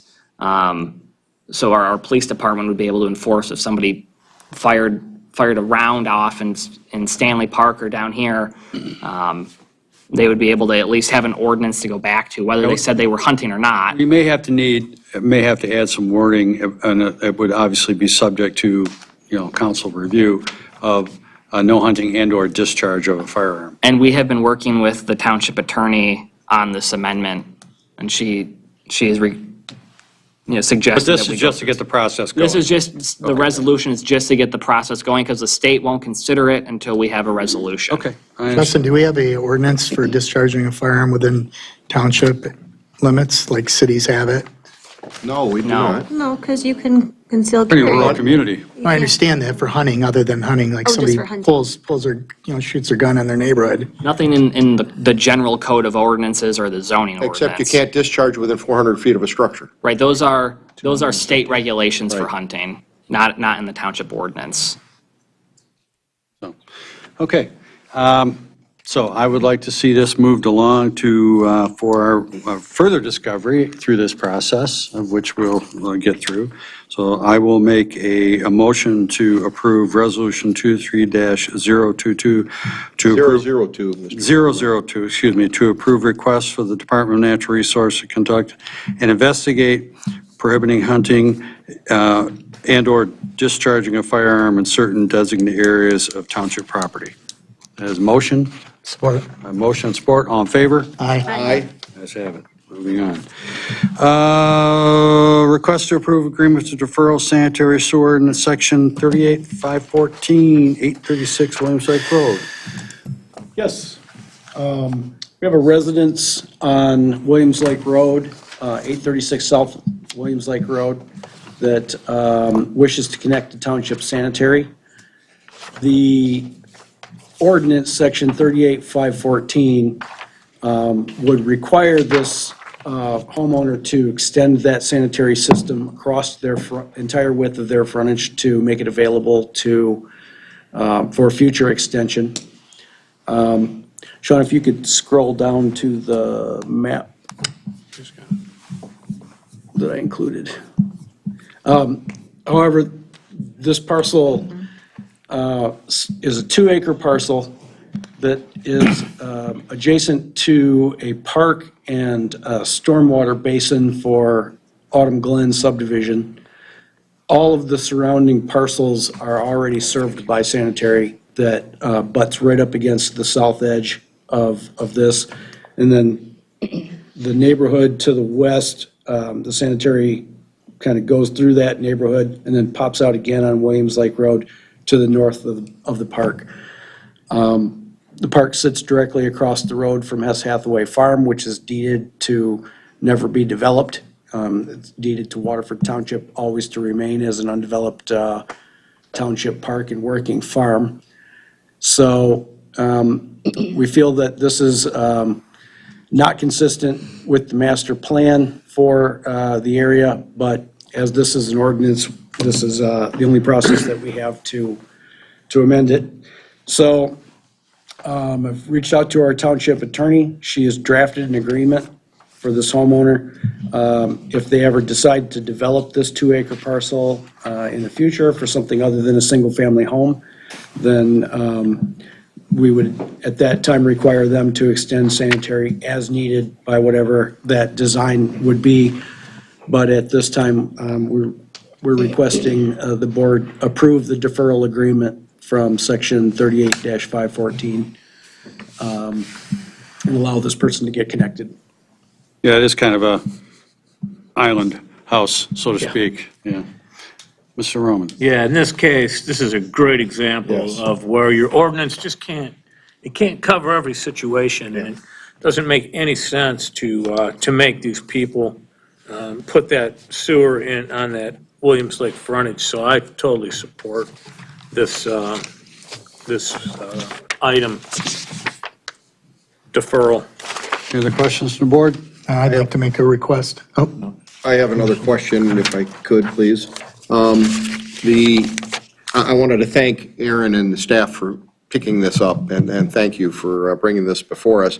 I just wanted to make sure that our council includes in there, besides the requirement if he or she develops this parcel, if a special assessment district is ever presented to them, I would like this property to be deed restricted as agreeing to the special assessment district prior, if the sanitary sewer is ever presented in a special assessment district form. So it would just be a little blurb in the agreement that will probably never happen, but I want to make sure that we catch that. And forgive me, that may already be in the agreement. It may, I didn't see it in there, but if it is, then we're good. And we may have taken it out because there's literally nowhere to extend the sanitary sewer to. So we would likely never have a special assessment in this case. Right. But I can definitely bring that back It to wouldn't the hurt. attorney. It won't hurt. So if there's a motion being made, should that be included, or is it not necessary? No, that's not necessary. Okay. In that case, I'll make a motion to approve the request of the deferral of sanitary sewer, section 38-514 for the address 836 South Williams Lake Road. A motion, looking for support? support. A motion and support from Mr. Noble, all in favor? Aye. Aye. Ayes have it. Request to approve HydroCorp commercial backflow prevention service again. Do this every now and then. Yep, every now and then. It's been a while. So our HydroCorp contract has expired in January. Before you, we have a 2-year agreement for continuation of their services. The cost annually has gone up roughly proportionally to the increase in commercial properties that are connected, that they are inspecting for us. We've had an excellent relationship with HydroCorp. They do a fantastic job for me. They're very thorough. They've assisted us with our development of our cross-connection control plan, as well as assisted us with, the compliance issues. So we request the Board of Trustees authorize the execution of the attached agreement for services for a 24-month period, and to be signed by the township supervisor, subject to review of the township attorney. Contract 6408. Sorry, I didn't see a That was the number on amount. that. Yeah. that was a 2-year amount. $6,408. Yep. Yep. I'd like to make a motion to request to approve the Hydro Corp. Commercial Blackfall Prevention Service and Agreement in the amount of $6,000. $408. $408. Motion, I'll support that. All in favor? Aye. Ayes have it. All right, moving on to interesting things. We can kind of almost run these two simultaneously because one is going to bleed into the other. And gentlemen, if you want to come further to the front, so if anything is thrown at you, we make sure it hits you. Okay? There's a couple seats right up front there. Perfect. Thank you. Mr. Redstone? And I'll do the introductions really quick if you want. So you're all familiar with Mr. Redstone of Redstone Architects, Dan Redstone. He's been working with us for a number of years. And Stu Pettit, who's a partner with Straub, Pettit, and Yaste, who we just call SPY because it's a lot easier, is on board to do the design of the Township Hall. And if you recall your November 11th meeting, their fee proposals were considered at that time, and what's being considered tonight is the B-133 architectural agreement, which basically memorializes, it's a contract that memorializes that agreement between the township and these two gentlemen and their firms. So that's what the RFP committee has been working on for probably the better part of the last 5 or 6 weeks, along with council. And before you tonight are the two draft B-133 agreements. Again, one between White Lake Township and Redstone Architects for the public safety building, and the other between SPY and White Lake Township for the Township Hall building. Obviously, I'm the one talking, but there are 3 of you that are on the RFP subcommittee, so at any point in time, please jump in, because I do want to acknowledge that Mr. Powell, Mr. Roman, and Mr. Noble have all been very involved, always available, and very thoughtful in all of their participation and comments, and I don't think we would be here without their contributions, as well as that of the architects and council. So I've just enjoyed working through this process with them. And if there's any questions on the B-133 agreements, what they are, why we need them, how we got to where we are, please fire away. yeah, I want to thank you, gentlemen, for your work through your appointment. You did not disappoint me at all. I do know that these things can be involved. Fortunately, we are working with AIA docs, which does make it a good guideline. Since I know the rest of the board hasn't read these, I was going to make a motion that we read verbatim each one of these. No, don't anybody second that. No. This was my first go at a B-133 in dealing with standard AIA documents, but really, from the very beginning, and when I started talking to Dan, he kept referencing these things. I'm like, what are these things? So for those who haven't worked with them or dealt with them in the past, the American Institute of Architects, I don't know, a number of years ago, spent time and money trying to create generally accepted documents that the industry would be able to utilize, of course, at a cost. I don't know how much. I'm going to ask you guys one day, offline, what you're paying for these things. But they sell architects these draft documents to be able to use with private parties or the other entity that's contracting for their services. So really, when we start, we're going with a boilerplate document that's been very well vetted, and all we really had to do was tailor it to our specific need. And it took a little bit of a time, took kind of some back and forth, and everybody kind of stuck it out through this process that went on for a few weeks. But it was really just getting to understand kind of the meaning of it, and there are many references and cross-references. It's a 25-page document, and in your packet, you've got both a clean and red line version, so you can kind of see the iterations as they unfolded over these weeks. So I think, Mr. Powell, you might have been the only one on our side that had any familiarity with them. So for those Exciting stuff. Yeah. So for those of you who are kind of foreign, this is foreign to, join the club, because I was right there with you up until a few weeks ago. Yeah, it's like watching paint dry. Yeah. So but they're necessary, and they're industry standards, and Mr. Powell and I have worked with those over the years through our endeavors in the past. I'm comfortable with what has been put together. I'm definitely comfortable with the overseers of these two agreements. And any other questions from the board at this time? Yeah, this is quite the read. I started reading it. I'll be times you fall honest, asleep? I didn't read the second one because the first one put me down. Yeah, Yeah, it'll do it. So if Yeah. you're an Interestingly, insomniac, they're almost identical. I know, and I kind of read that, like, as I was starting to read the second one, I'm like, Almost yeah, identical. yeah. So I was like, yeah. I was just done, I'll admit it. Mr. Powell? Just one point.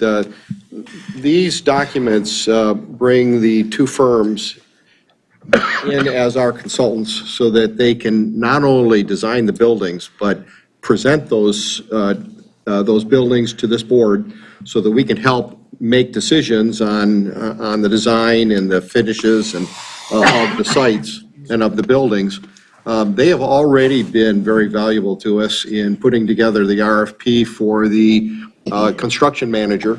Even as of today, we had a question from a construction manager who wanted to know how to interpret a section of it, and Mr. Redstone helped us even interpret that. So they've now drunk the Kool-Aid, and they're part of our team already, and so I wanted to thank them and this board for the patience of putting these together. But I think we've done well with our consultants with these two.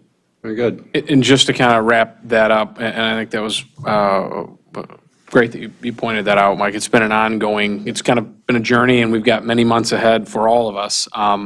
The recommendation of the committee is to move ahead with the approval of these draft agreements, subject to, obviously, the supervisor signing them. Someone needs to sign them, and you generally are that person, as well as just confirmation from our insurance carrier, IBEX, who we've been in contact with, that all the necessary and appropriate insurance documents are in place. And I believe I have, if I don't have everything, I'm missing something that's in process from both the gentlemen who have been very responsive. So I would just want to follow back up with Craig Mansur to make sure we have every I dotted and T crossed. And that's really all there is out there. Okay, any other questions? Gentlemen, anything to add? I could say that. Could you come You're to going to the have to go to the podium? microphone, Dan. I just want to say that thank you very much, both for Stu and myself. The AA documents, I just want to let you know that there's been committees for decades who put together these standardized documents, and there's a series for contractors, different types of contracts, for owner-architect agreements, for owner-contractor agreements, general conditions, and the whole purpose is to tie them in so that they complement each other and are correlate with each other. So when we end up, when the board ends up choosing a construction manager at risk, they'll be using an A133, which is a owner CMR agreement, which will tie into the services we do with what the CMR is doing, as well as the general conditions. So it's a cohesive, coordinated set of documents that's been going on for really decades. Roadmap in the construction industry. Yes. Thank you. Thank you. I'd just like to thank you all for Could you say selecting your us name, for this please? State project. your name for the record. Stuart Pettit, Straub Pettit Yates Architects Principal. I'd just like to thank you for this opportunity, and I look forward to a fun few years to do something really exciting for you all. Thank you. Thank you. Okay. Mr. Powell? If there is nothing else, Mr. Supervisor, I should probably take these one at a time. I move that this board accept the AIA document and the agreement with Redstone Architects as modified and presented tonight. I'll support. Motion and support. All in favor? Aye. Opposed? None. All right, the same motion for H, consideration, or I move approval of the AIA B133 agreement with Straub Petit Design Architects as presented tonight. Motion and I'll support that as well. support. Liz can have it. You can have it. Doesn't matter. Trustee Smith. All in favor? Aye. Aye. Okay, everyone, we Did those just motions include that it authorized the supervisor to sign? authorized, and both motions include the authorization. Yes, thank for you. the supervisor to sign. Thank you. Thanks, Stu, for coming. We haven't had a chance, some of us, to meet Yeah. you yet, and we're a very excited board. We've met with Dan, but welcome to White Lake, and we're very excited to work with you both, so thank you. I just want to call this to the board's attention. I'm going to state the obvious, and I'm going to state the obvious for the public out there. This is actually a historic moment. We've actually got to this point. So now we need to just keep pushing on the rock, and we'll get it done. So I'd like to thank all my board members and everyone, staff and everyone, and the architects, everybody that's been involved in this, and all the community, too. Can I say something? Sure. It's been a very good learning experience working with Mike, the M&M brothers over there. We've been in communication constantly on this. It's worked out great. The questions like today, you guys were right on the money when Sean reaches out to you and the emails start flowing. So I know we got the right team. Thank you. Okay, moving on. Item I, first reading of 9400 Gale Road rezoning request. Mr. Supervisor, I beg your need to pardon. mention something if Yes. I might. This project is a project in my office. Brian Biskner, the engineer in my office, is working with these gentlemen for this rezoning. I personally don't think there's any conflict, but because they are a client of my office's, I think that I need to recuse myself for this vote. Very well. Take a vote to allow Mr. Powell to recruit. All in favor? I think you got to do a roll call. Roll call vote, I beg your pardon. You should do roll call. You are correct. I make a motion to allow Mr. Powell to be recused from this particular vote. I'll support it. I have motion and support, roll call vote. Trustee Smith, Yes. Trustee Ruggles, Yes. Clerk Noble, yes. Supervisor Kowal. Yes. Treasurer Roman. Yes. Trustee Voorhees. Yes. Okay, you're in the clear. You're in the clear, Michael. Okay. Mr. O'Neill. Thank you. This should be pretty straightforward, so I will be brief. The property at 9400 Gale Road, identified as parcel 12-11-401-003, is about 42 and a half acres in size. You see it on the aerial here outlined in red from Property Gateway. The applicant is seeking to rezone this property from agricultural, which is 5-acre lot minimum size lot minimums, to suburban farms, which is 2-acre zoning. This is consistent with the master plan, and our staff report made a favorable recommendation on this request to the Planning Commission.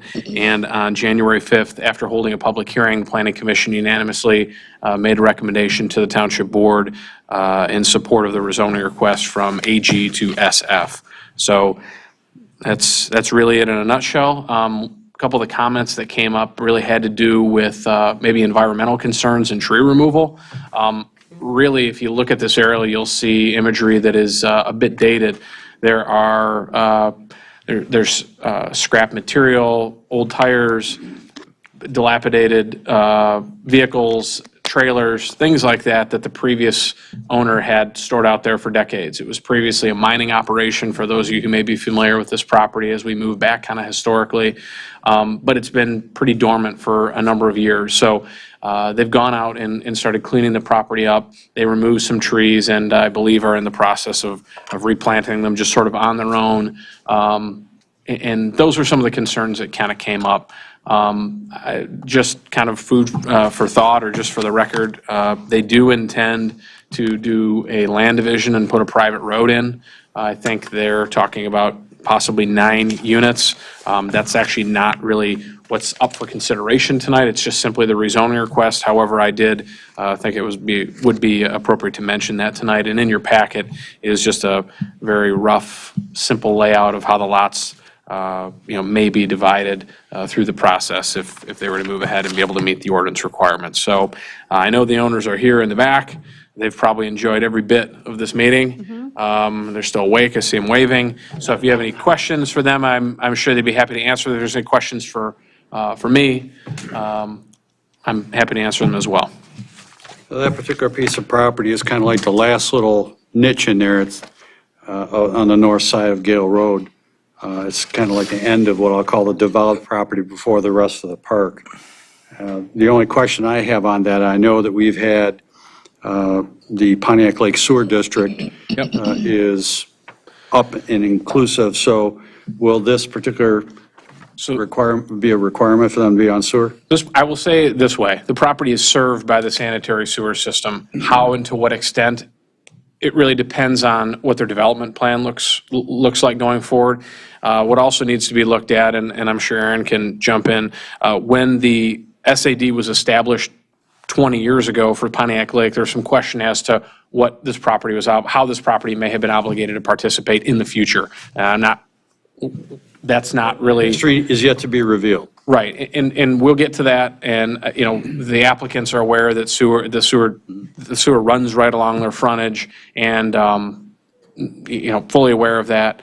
And the other thing that came up I would mention is there's been some talk about paving a section of Gale Road in this area. Some neighbors from Wabam have talked to this owner, and so I think it's paved down to about Lynn, maybe just west of Lynn. And then I think right at the edge of the property, right where the arrow is, or kind of that corner, it goes to gravel. So there's been some talk about that that's just sort of offline, so just as an aside. Okay.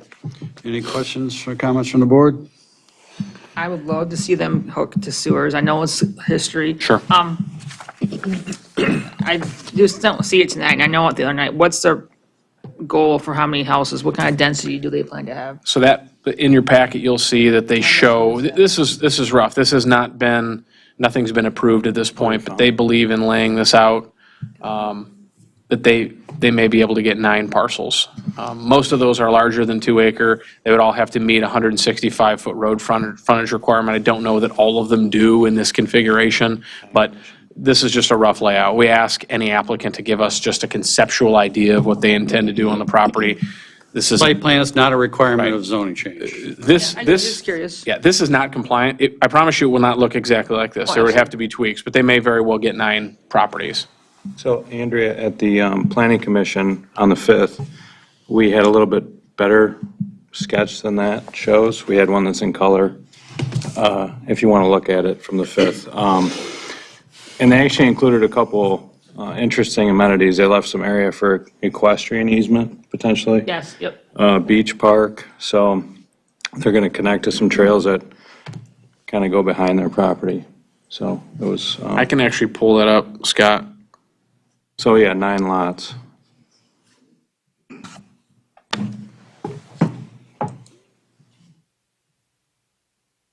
I can figure out, there we go.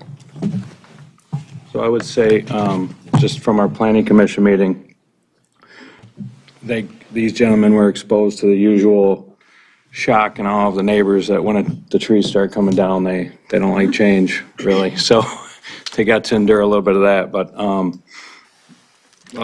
we thought that the zoning request was more than appropriate, so. Thank you.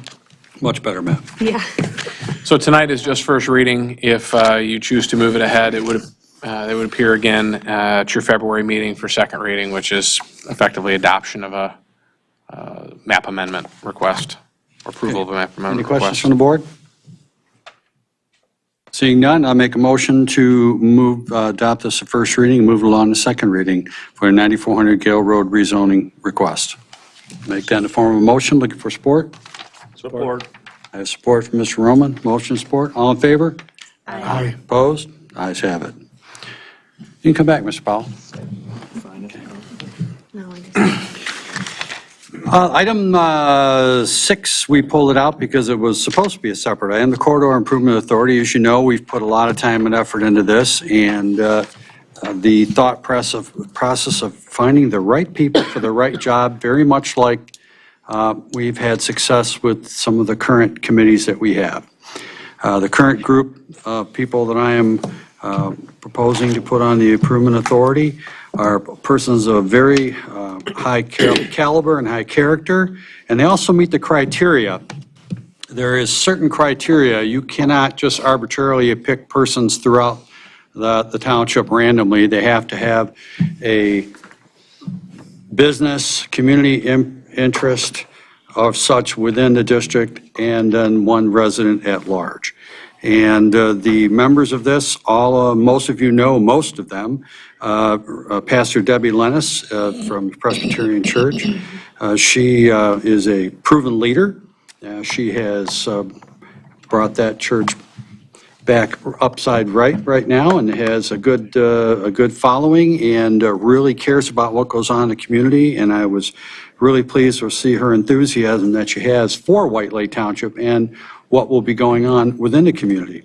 Mr. Jim Christopher, everybody ever hear of Leo's Coney Island? Yeah, okay.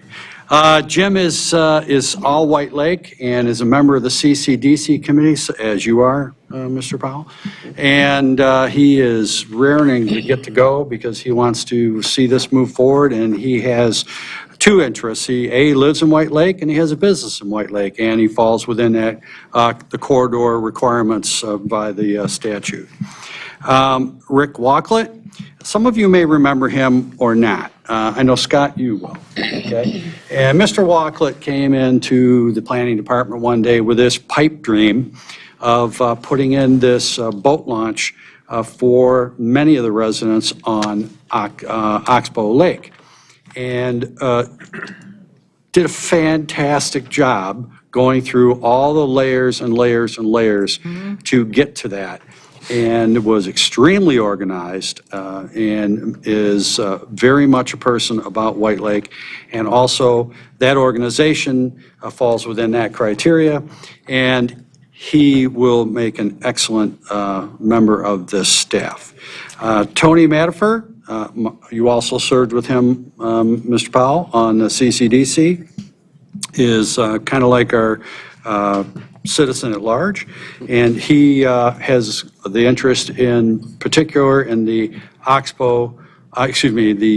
Brendel Lake area and all of that corridor to the west and north because it's closer to the area where he lives, but he understands the importance of the entire corridor and the variety of projects that hopefully we will be able to ultimately function and do as we go through this.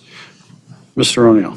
I think you've covered it pretty well. The statute requires, obviously, when you're, the CIA, we approved the CIA back in 2006-07, so really it's just appointing members to a board that's been vacant for, 15-plus years. And then from here, once the membership is established, they'll begin meeting, they'll have to approve their bylaws, they'll have to elect their leadership, which again, any new body like this would have to do. And then they'll begin the process of working with Dick Carlisle and the staff to put the TIF plan together, which is the capture plan. Everything that this board does, this CIA board, it all roots back to the governing body. It all comes back to you guys like it does with the planning commission as well. So, master plan update, project approvals. So when they have a budget, they submit their budget to you, you approve their budget. Until you approve their budget, they don't have a budget. They want to borrow money to do municipal projects, public projects. They can make a request to you that sale bonds are approved to, put pathway in, to put municipal roadways into the Civic Center, for example. But they can't do that without you. So this is going to be new for all of us, but this body will operate much like the Planning Commission operates. They have the authority to put plans together and make recommendations to you, and you have the ultimate and final stamp of authority. So I look forward to kind of taking this next step. We've talked a lot tonight about building buildings, but there's a lot more infrastructure that needs to be improved and extended through all areas of the township, but in particular the Civic Center area. And this group would be working on that. Again, putting the plan together, putting the budget together, and submitting it to you for your consideration. So I'm certainly comfortable with working with all these individuals. Obviously, the fifth member is sitting at the middle of your table here. By statute, the supervisor is a member of the Corridor Improvement Authority as well. So I look forward to keeping you in line at these meetings. Thank you. I appreciate that. How long is the appointment for? Is it 3 years? So they're staggered. Rotate. And actually, I wanted to point out, you can do it whatever way you'd like, but, it may be easier when they'll all be 4-year appointments staggered. So initially, when you get them kind of off and running, you wouldn't appoint them all to a 4-year term. you would appoint, somebody to a 1, somebody to a 2, somebody to a 3, and somebody to a 4. And then as they come up, you would either reappoint them or appoint someone else in their place for a 4-year term. So the only thing, I guess, as I look at this list, I would say is maybe you kind of start and pick one of the 25s and, make them a 27, or make the 26 a 27, one of the 25s a 26, and leave the other 25 alone. So you've really got all 4 of them staggered. So that way, in no year will you have more than one of these coming back up again for Correct. either reappointment or consideration of another member to fill, a vacancy if you decide to Okay. move in a different direction. I can amend that. I don't want to assume and put this upon these persons without speaking to them, because, they have an escape route. I don't think anyone will come and arrest you if you decide to take action on what's here in front of you. You'll just have 2 members up in 2025, and at that point, you could stagger them. This is a volunteer position? Yes. Yes. Yes, it is. Unpaid. Okay. Yeah, if you read the statute, it gets into all of these things. I mean, they can rent office space, they can pay benefits, and they can basically hire professional staff. Not only is that not something that we're recommending, I think it would be completely inappropriate for a community of our size. If this were the city of Detroit, and they had, multi-million-dollar a year budget because you're dealing with a vast area with, hundreds of projects potentially, then it may be a different story. But I would say the plan, I think, is for our office to staff this body as we do with the Planning Commission, the ZBA, and the Parks Committee, and give them the staff level support along with any consultants that may be necessary through that process, all along the way. Okay. Mr.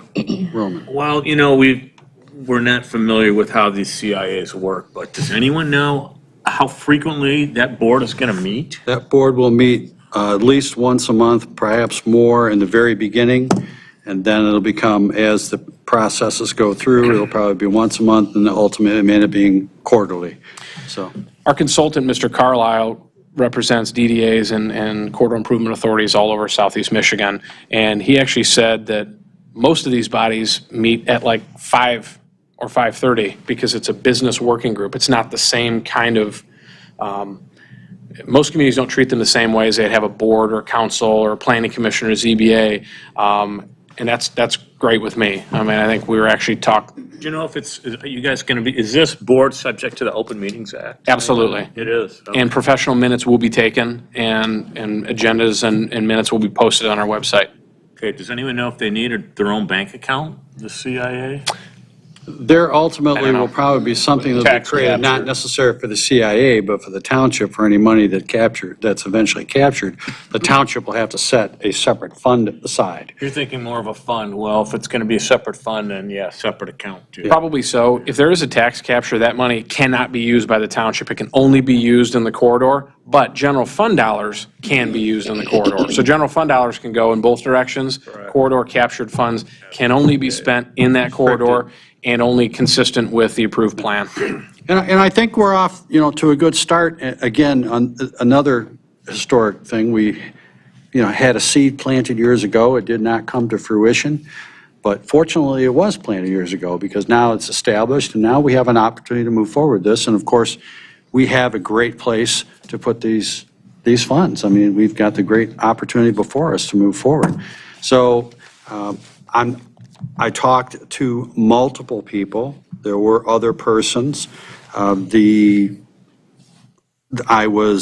other folks declined, and I'm not going to get into the who or the why, but some people don't have the levels of, I'm not going to say not the level of interest, but it takes a certain amount of commitment, and you have to be involved. The one thing, and you touched on it, but I want to make sure it's clear to everyone, who might be listening in. The Planning Commission, the ZBA, that membership, any one of the 31,000 people that call White Lake home that are 18 years old, and I think a registered voter per the bylaws, can be appointed to those boards and commissions. This is different. By statute, and the supervisor touched on this, the majority of the membership must have a real estate or business interest within the district. That really narrows the scope. And then one member must either reside within the district or within a half mile of the district. Well, there's your four right there, and then the supervisor is the fifth. So it's very specific, and it limits it such that most of the residents cannot qualify. By just percentages, most of the residents in this township cannot be qualified members of the Corridor Improvement Authority. Okay. Anybody have any questions? I just have a comment. So I had the opportunity to have I just want to share with my board members, a very in-depth conversation with Mr. O'Neill about this, and he is aware of all of my hopes and thoughts and concerns that I had moving forward. And I am putting my complete faith and trust in him that he will be staffing this recommending body. And I was super impressed with how much thought Mr. O'Neill had put into this, and he had a lot of the same thoughts and, formulating thoughts as I did, looking this and reading the statute. I do want to thank him for his explanation to everyone here tonight and the public, because when you start to read this, the statute, it can become a little scary, like they can have health insurance, they have offices. We're not doing any of that, so I just want to be really clear that it's just a volunteer, so I want to thank him for mentioning that tonight. And I felt so much more comfortable after speaking with Mr. O'Neill and knowing that he would be staffing this committee himself. Okay. Anyone else? I don't think we need a motion, right? That was Yeah, just we need a motion to You approve need a them. motion? Yeah. Mr. Powell? Yes, I just had a question. This committee's going to be, or this board's going to be very busy. It's hard work and meeting all the requirements. They will have to have meetings with the county because I believe we have to have the county buy-in on the district and the recapture ability of the township for the funds within the district. Do we know what the maximum number of members are in this? Is it 4 or 5? 9. Statutorily, the board can be 5 members, 7 members, or 9 members. Okay, all right, odd number there. The last question I had was, are we proposing a working budget that this board establishes a line item within our budget in order for this group? That would be a really good idea to have some seed money. I mean, Yeah, for we'll- example, we're going to have recording secretary expenses, things That's like what I that meant, until. yeah. We will. I don't have those numbers as of yet. Okay. When there's a capture, they'll be able to, let's say it's $500 a month, they'll be able to create a line item in their budget that you would approve at budget time to account for those things, but there is zero revenue to start, to your point. So for example, the services of Mr. Carlisle for putting this plan together is something that the township will at least have to front money for. The question of how it can be reimbursed, how that works, I would have to talk to council about to see what her feelings are. Yeah. Unless, Kristen, you have an answer. I don't You have a I comment don't know for if you. that, council? I don't want to put you on the spot, and I don't know. It's something that we It's can been a figure long out. time since I looked at the CIA statute, so I apologize. And really, we need to move ahead anyway. It's just something that if we can get reimbursed for the. I was just curious how we're going to set that up, so I appreciate that. There'll Okay? be adequate, bookkeeping. We'll get with Elaine and we'll make sure the board come and propose a budget to the board and the board will approve it. So the last item is, I want to let this board know that we all had to do a little digging as to who these people were. I want to thank the supervisor for a really well-thought-out group of people. And once we learned who they all are, I'm in total agreement with you, Mr. Supervisor. I want to thank you, but in the future, maybe your department can keep us informed as to what your thinking is on future. Well, the difficulty is that there was trying to get everybody to come to a certain time and getting answers and final commitments from persons, and I wanted to and that's compacted the time towards the end. Should be a great group, so thank you. Should be a good group, yep. Okay, I need a motion from someone to approve the appointments. Make a motion. Okay, Make a motion to approve the CIA appointments. I have a motion. I'm sorry, before we move forward, do we need to put anything in there, Sean, that we need to change the 2025? If you want to do that now, it would be, I think it would be I appropriate. I am not going to do it at this time because Do I it, need but to do we talk need to to the put it in our individual. motion that it may happen? It may happen. We can do that if you like. I'm not I know opposed you need to that. check with the people, but do we need to administratively say we're going to change their terms now? Or we wait until 2025 and stagger them at that point. So someone would get a full term in 25 and someone would get a partial term to get them staggered out. I think the intent of it was just to make sure that you don't have all of them coming up at once, but to move ahead with it in this I way is fine understand for the now. intent. I just want to know if our motion has to be formulated now. Liz, in can you make in the motion, making. please? Because I'm not sure what you want, so go ahead. Well, I think he says it's okay, if I'm hearing you correctly, we're not required to do it. No, we're not. That's my question. No, I don't believe it's a requirement. I don't think it's an issue. It was just sort of procedurally something that generally is done if it can be. But I think the commitments that maybe were given were limited to this, I'll do it for a year and then we'll see where we're at kind of a thing. So perhaps that's why it came out this way. I don't want to put anyone on the Supervisor spot. wants to check with them. Yeah, okay, we can proceed with what was on the table already. Okay, Mr. Roman? So motion to approve the Corridor Improvement Authority appointees as listed. I'll support that again. Supported by Andrea. All in favor? Aye. Aye. Opposed? We're on our way again. Awesome. Okay. And K, reschedule April board meeting till April 18th, 17th, 18th? It's going to be. To the 11th. We're going to reschedule it for 4/11/2023 because the following week is the MTA, which we wouldn't have a quorum, which was discovered a few days ago. So we're going to move it to the 11th? Yes. So it's moving up a week. We're going to move it up a week. Need a motion. I'll make that in the form of a motion to reschedule the April board meeting to 4/11. I have a motion, I have support. All in favor? Aye. Ayes have it. Next item, old business, second reading of the fee ordinance amendment ordinance number 129. I think we have pretty well processed through that. I don't have anything to add to that. Supervisor Colwell. Yes. I apologize for the late correspondence, but it was brought to Director Potter's attention late this afternoon, dated on, if you see Giffords and Webster, dated January 17th, 2023, from Commerce Township. And as you see in my memo, that actually Aaron was working with Deputy Santiago at the end of the day, and we were was brought to Director Potter's attention. The fee is changing from $2.20 per quarter to $3.50. Glad we caught it. That would have cost us extra publications if we went past the second reading. So it was a good catch, and glad Aaron was around to get this at the last, in the afternoon, and we made the appropriate changes. Okay. What was changed? It's the REUs through Commerce Township. 220 to 350. 350 per. Yeah, 220 to Fog 350. inspection for fats, oil, and grease with Oakland County. Our ordinance reflects the Commerce Township ordinance with respect to our agreement with Commerce Township. So this fee was one of those items that we're required with our agreement to reflect.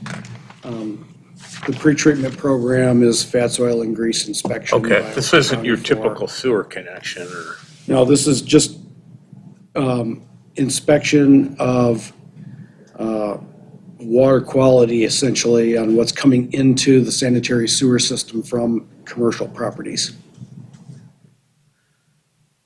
Okay. Specifically, anything that produces food product. Any type of fat, oil, or grease. Right. Fogs. That would include automotive fluids, all kinds of kitchen. Okay. car Well, washes. we're subject to their, It is what it it is. is what it is. Okay, so seeing that, I'm going to move Is that that a on. motion, Anthony? I'd like to make a motion to adoption of fee ordinance 129 amendment / second reading with the following changes that is in your board packet from $2.20 per quarter to $3.50. Support. Motion support, all in favor? Aye. Ayes have it. Update, now you get to talk to us. Answering so graciously. We had requested our attorney, who is sitting somewhere counting coconuts right now, somewhere on a beach. And for 9885 Cedar Island, this was the trailer / derelict property on Cedar Island Road that the fire department had to respond to. So thank you for allowing me to fill in for Lisa. I was actually working on this matter with her up until she left on Friday. We did get a complaint filed with Oakland County Circuit Court. The summons and complaint is with a process server. They will now attempt to serve the property owner. I'm aware that there was a lot of discussion at the last meeting, and some of the board members were uncomfortable with it. But having had a chance to look at this myself, I can tell you, it's my opinion, I think the board made the right decision in voting to do this. There's some significant safety issues at this property. This gentleman is sort of, I think Trustee Voorhees commented that she tried to go by the property and you can't see what's going on there. But because of the fire on the property, the fire department did go out and found what are deplorable conditions. Violations of the building code, the fire code, the electrical code, the zoning ordinance, the property maintenance code. For those who haven't seen it yet, we did provide a copy of the complaint that was filed, and it does have pictures that are attached to it. It's bad, and this gentleman should not be in this property. He's got zoning ordinance violations. He's using it to store shrink-wrapped boats, it looks like from the aerial photograph, which is not permitted use under the zoning ordinance. The manufactured home itself is not a permitted structure under the zoning ordinance. He's using extension cords from the barn to provide power to the manufactured home, which is a violation of both the fire code and the electrical code. And it's just not safe. There's no water, there's no sewer. It's just not a good situation. And the board's probably just hearing about it for the first time last month, but the fire department's been aware of it. I think Sean's department has been aware of it for a long time. Attempts were made to gain compliance. So unfortunately, this was really the best option the township had to try to get this property to clean up and get this gentleman out of this situation. So it may take some time to get him served. That's just the process that the court rules require us to go through, but the process server has it. We will get it to him, and then we will probably follow up pretty quickly with the court to try to get an initial order to get this gentleman in a better situation and to take some actions to start to clean up the property. With that, does anybody have any questions? At this time, though, it's an undetermined time frame as to when it'll be served and when we'll take the next course of action. Correct. Okay. I guess Mr. Powell. my biggest concern, I voted with the majority at the last meeting, but my biggest concern is sometimes the government here at the township has their specific issues that have to be dealt with, and we deal with it through the court, but we don't then accommodate the human needs of the person. So if the judge agrees with the township's complaint, some group is going to go in there and usher him off the property, and we don't know, do you set him on the curb as you leave the property and say, you cannot go back in your property? How is the human side dealt with when we're just dealing with township ordinances? So it's my understanding he does have family in the area. The court will first look to his family members. It's my understanding that the gentleman on the property doesn't see a reason why he needs to leave. If the court looks at him and says, you have to leave because it's not safe for you to be here, the court will look to family first. And with the court backing the township saying it's not safe for you to be here, maybe that will help him understand. Maybe it will enable his family to be able to get some help for him or get him into a better situation. The human side of it will not be ignored. It will be part of the whole discussion that Lisa or myself will have with the court. The court is not going to be looking to put this gentleman out on the street. They will bring in the resources that the county has at its disposal, again, starting with family, to try to get this gentleman to a place where he's better off He has and another safe. house. He has a, I was He gonna has a say, house in White he Lake. has a home that he says he lives in, so this really shouldn't be an issue. We should be able to clean up all the violations, and he should be able to go to his home. Yeah. We don't believe he lives in his home, we believe he lives here, but that's really, I think all this will all come in discovery as this Right. process I goes just want to through. clarify, wasn't in a lawsuit to evict the gentleman? So he absolutely will be put out on the street. It was not a lawsuit to evict him. It was a lawsuit to get compliance with the building code, the electrical code, the fire Okay. code, the property maintenance code.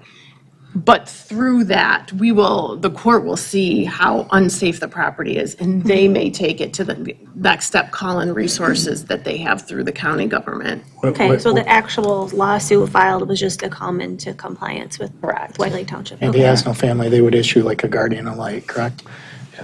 They could petition the probate court or find someone, get a guardian ad litem to petition the probate court to sort of take over his care, get a guardianship and conservatorship set up, but it sounds like he's got family. It sounds like the family is trying to help him, and maybe with the court, It'll nudge. sort of pushing behind, it will Mr. help that come to Supervisor, it's my fruition. understanding that his family, or somebody is already starting to clean out the other house that he has. Okay. So he can be moved there. Okay, So there great. is some progress. Okay, thanks, Chief. Kristen, wasn't there also an issue of an unlawful structure on the property? That's the trailer. Being that the trailer shouldn't be there. Yeah, the manufactured home, because it violates, it's not a permitted use under the zoning ordinance, so.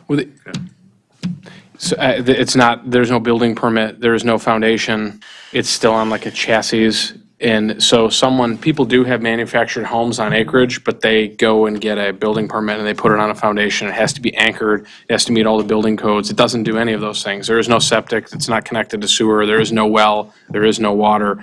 It's uninhabitable by basically every definition, every health and safety and building code standard. So Sounds like a storage unit. We'll find out. We'll find out. Judge will figure that one out. Okay, that pretty much concludes. Yeah, unless anybody has any additional questions. No, I want to thank you for the update. It was my request to have the update, so thank you for giving a very thorough update. Okay, moving on to the next item, which is Civic Center Committee update. Mr. Roman. Well, I think everyone here is up to speed. We're on kind of taking questions right now for the construction manager. I know Sean had a question come through from, was it AUK, I believe? And Mr. Powell responded to it, so that's in the works. When was our deadline to apply for the CMR? February Is that 17th. coming up? So Yeah. about another month still. questions are due February 1st. And just so you know, by questions, we mean when someone like today, without naming names, a firm sends an email saying, based on what you wrote, we have this answer. Is this what you're looking for or not? We just want clarification. So I'll take just generically their question and start compiling with Hannah's help on a separate tab in the website, all the questions that are asked without any attribution to who the question came from, and then the township's official answer, because it's likely that if someone has a question, someone else may have the same question. So that's what Mr. Roman's Yeah, talking so about. the CMR application is what? Was it 70 pages? It was close. So I would anticipate other questions as well. And so those questions are due on by February 1st. So hopefully either that day or the next business day, we'll be able to get all the answers if they come rolling in that day, posted. And we're answering them as a group. So today, for example, a question came in, I sent the committee as well as Dan Redstone the questions so we could collaboratively answer it. So that way we're all on the same page. So it takes a few seconds to answer questions, but that's how it's being handled. Okay, and then today we approved the architectural designers, so I thank you gentlemen for coming out tonight, and I am really looking forward to working with you. As Mr. Kowal mentioned, it's a historic time for us. We're really excited. So unless the board has any other questions, Mr. meeting Mr. Powell? Yes, and let me first of all say that the architects that we've hired have unknowingly agreed to appear before this board for questions and answers and to be directed to do things. So they've agreed to come whenever this board wants it, and even potentially twice a week, so if necessary, so. As long as you have a meeting. Yeah, as long as we have a meeting, that's correct, that's correct. So they're on board with us. I want to make sure that this board is up to date on a couple of the issues that the committee is going to be dealing with. The question today revolved a little bit around the township, opening up the bidding process for the construction manager, which is a CM. CMR is more of a formal term, but the construction manager. The people that we interviewed originally were thinking that they were going to be an elite group of people, 3 people and 3 groups, 3 contractors, to where they don't have to bid against the nation, just against 2 other people. And the question kind of revolved around, and a number of questions that came in to the committee was, if you're going to open it up nationwide, then we might not want to even bid on it, because our work, as much work as we put into it now, is going to be undermined by somebody that we don't even know, somewhere around the country. And that's not an unusual issue for contractors. If they know they're going to be bidding against 2 people, then they can be somewhat, they have 1/3 chance of being a little bitter. If they're going to be bidding against 100 people, now somebody that's really hungry is going to come in and undercut them. And so they're saying, why should we put all this work into bidding on this if 100 people are going to be lower priced than us? And what we represented, I believe, what the township represented back to the contractor that called in, or the construction manager, is this board won't be necessarily hiring the lowest price that comes in. We're going to be looking for the best contractor or the best construction manager for our team, and it may or may not be the lowest price. We want to make sure that this is a team and that we can work well with each other. It's going to be based upon chemistry and the CM's abilities. So I'm hoping that our staff reaches back out to this contractor and says, please bid. We don't want you to just assume that we're going to take a low bidder, because chances are we won't. If there's a 2-man company that can do it for half price, I'm not going to be in favor of that, because this is a huge project.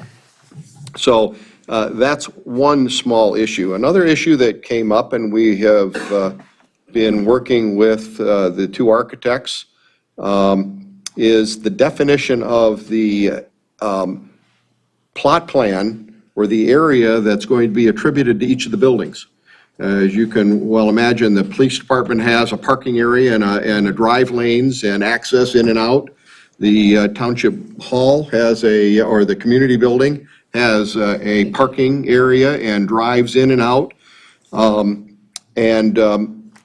Where might that envelope be? Because it's going to impact the gentleman's civil engineering design consultant as to how much land they're going to have to design around. So we've been working with Stu and Dan on that. And what complicates our issue a little bit more here in the township, we have lands outside of this hypothetical property line around the township board and the public safety building that we have to make sure is not left out in the cold and not designed for access and utilities and grading and things like that. So the committee is right in the process of saying, okay, if Dan and Stu hire the same civil engineering consultant, which I believe it's their goal to do that, and our committee is in favor of that, and it will probably be Beckett Rader, coincidentally, the same contractor that's designing Stanley Park. So since that's all integral altogether, it makes a lot of sense to have the same engineering consultant for the 2 buildings and Stanley Park. So that begs the question, does that same engineering consultant, does it make sense for them to look at the rest of the township property and make sure that it is coordinated into the design around our buildings and our access and the utilities and things like that. So we're wrestling with that a little bit, and we'll The be mass back. grading plan and stuff The like mass that. grade, all of that really has to be done at the same time, and it doesn't make a lot of, just put it out there, it doesn't make a lot of sense to hire a third engineer to come in and be totally independent to design the land that's left over after we take our community property out, township property out. At the same time, we have to make sure that it's coordinated with what DLZ is proposing on Elizabeth Lake Road, because this whole area has to be done for stormwater. We have to work on stormwater. I pointed out that I was concerned that on Stanley Park that we were relying a little bit too much on Oakland County. This would have snowballed into our site plans for the Civic Center area. So we want to make sure that we meet the township rules, not necessarily the county or the states or federal rules or things like that. We can't subvert those rules, but we can be in control a little bit more if we do things to the township standards and not somebody else's. So all of that is going to wrap in, and so that's what we're going to probably be doing over the next 30 days as a committee, trying to iron out all of these design and engineering type questions that are before us. So thank you, Mr. Supervisor. Anything you want to add? You're on that group? No. Okay. I just want to really thank that committee for giving such a great update. My heart is so happy right now. I ask for updates every month, so thank you so much to the three of you. That was a thorough update. I really appreciate being on the agenda. And wait, there's more. I can't wait. So, now in regards to Elizabeth Lake Road, because that project has been bestowed upon me, we are now moving through the road profiles. We're getting into the storm drainage. We have had the conversation for upsizing some of the pipes for potentially that fourth corner to be absorbed and have some potential ability to absorb some of that moisture, water, and run it through.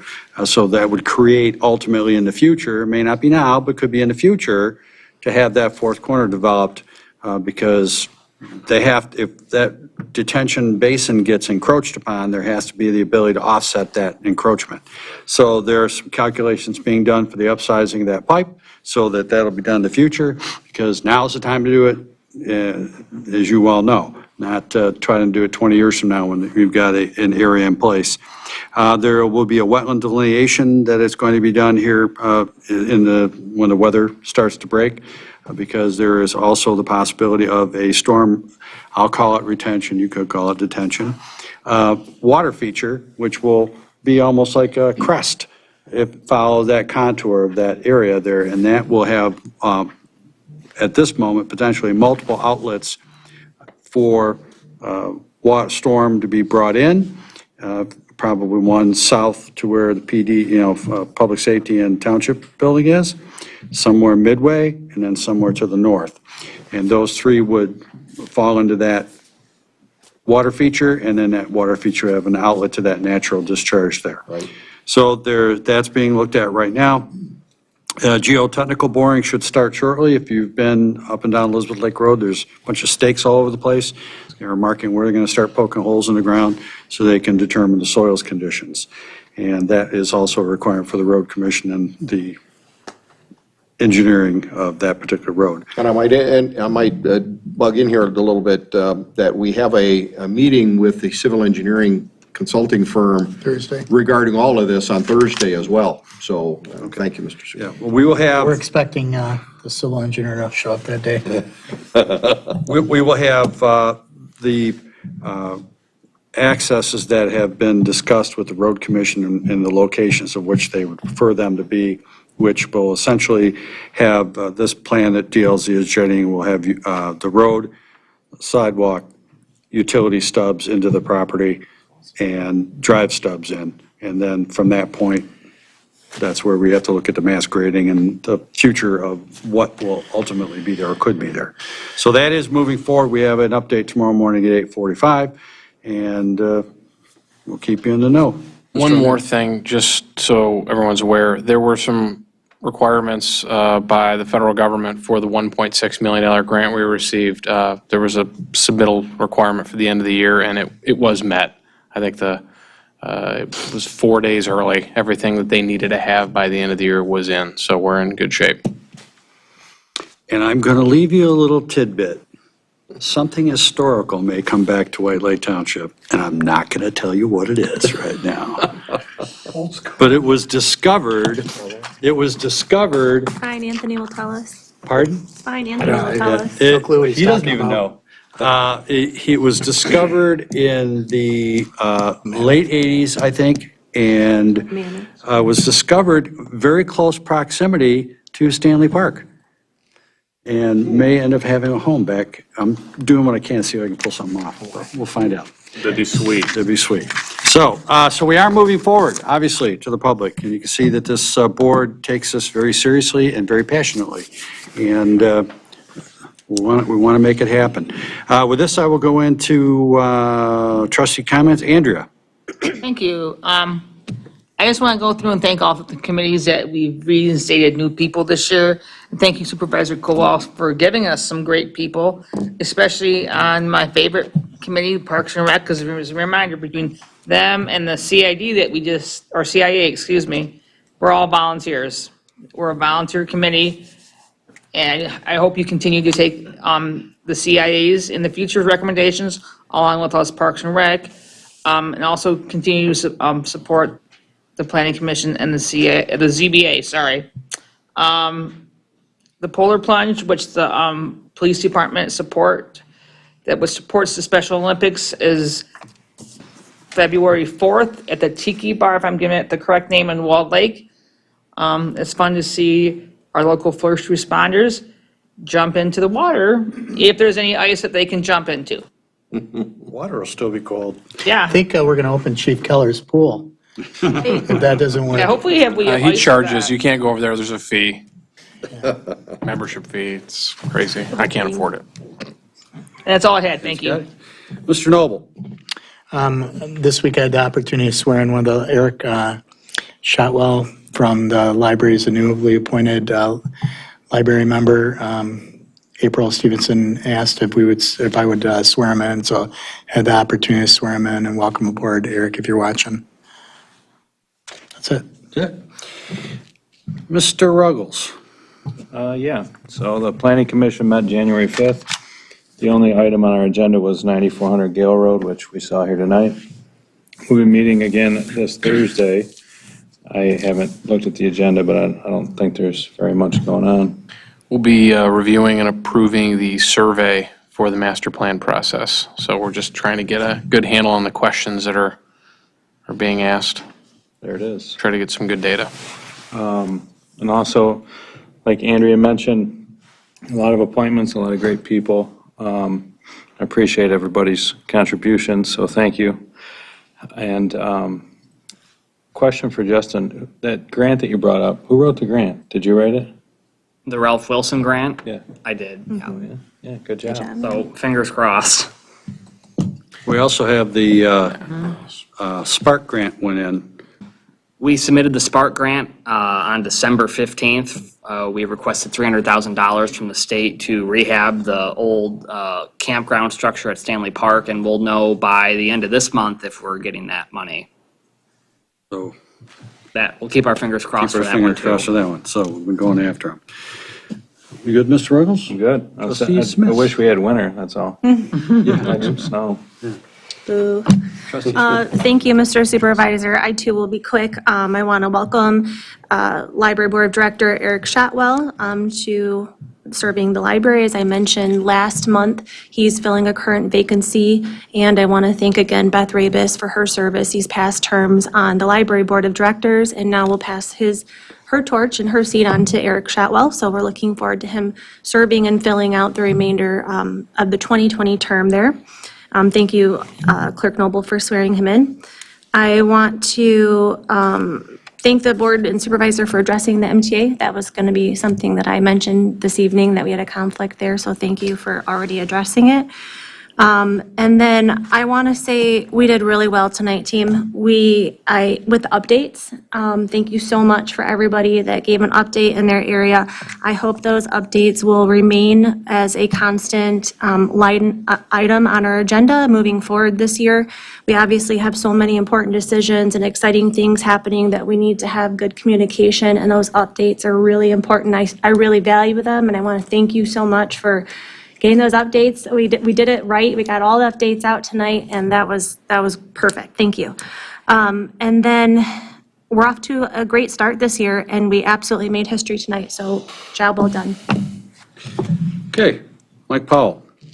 Mr. Supervisor, I've done a lot of talking tonight, so I have nothing else to say except Oh, my thank God. you to all my fellow residents. We made another history. Another history. No kidding, historic moment. Thank you. Mr. Roman. I want to thank all of you that showed up tonight to the board meeting. Thanks for coming out here. And just a reminder to our general public, your property taxes are coming due soon. February 14th, without interest or penalty. So please get those taxes paid. Remember, we've got a drop box on the western wall of the building. Please don't put cash in there, but you can put a check in.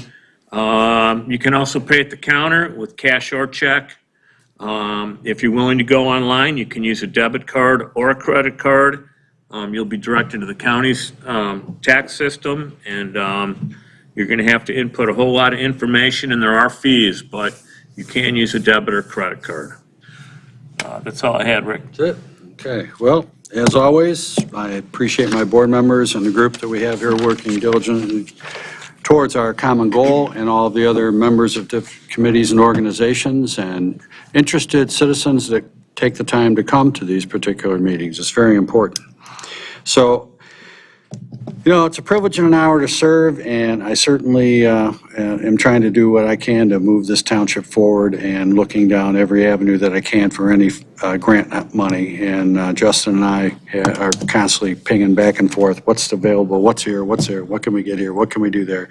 And try to save the township some money by generating some things in-house, whatever they may be, which makes a significant difference. So, with that, we're moving forward. It's a good day. So good night, and God bless America, and thank you very much, everyone in White Lake. And with that, make a motion to adjourn. Support. Motion and support, all in favor? Aye. Aye, adjourn.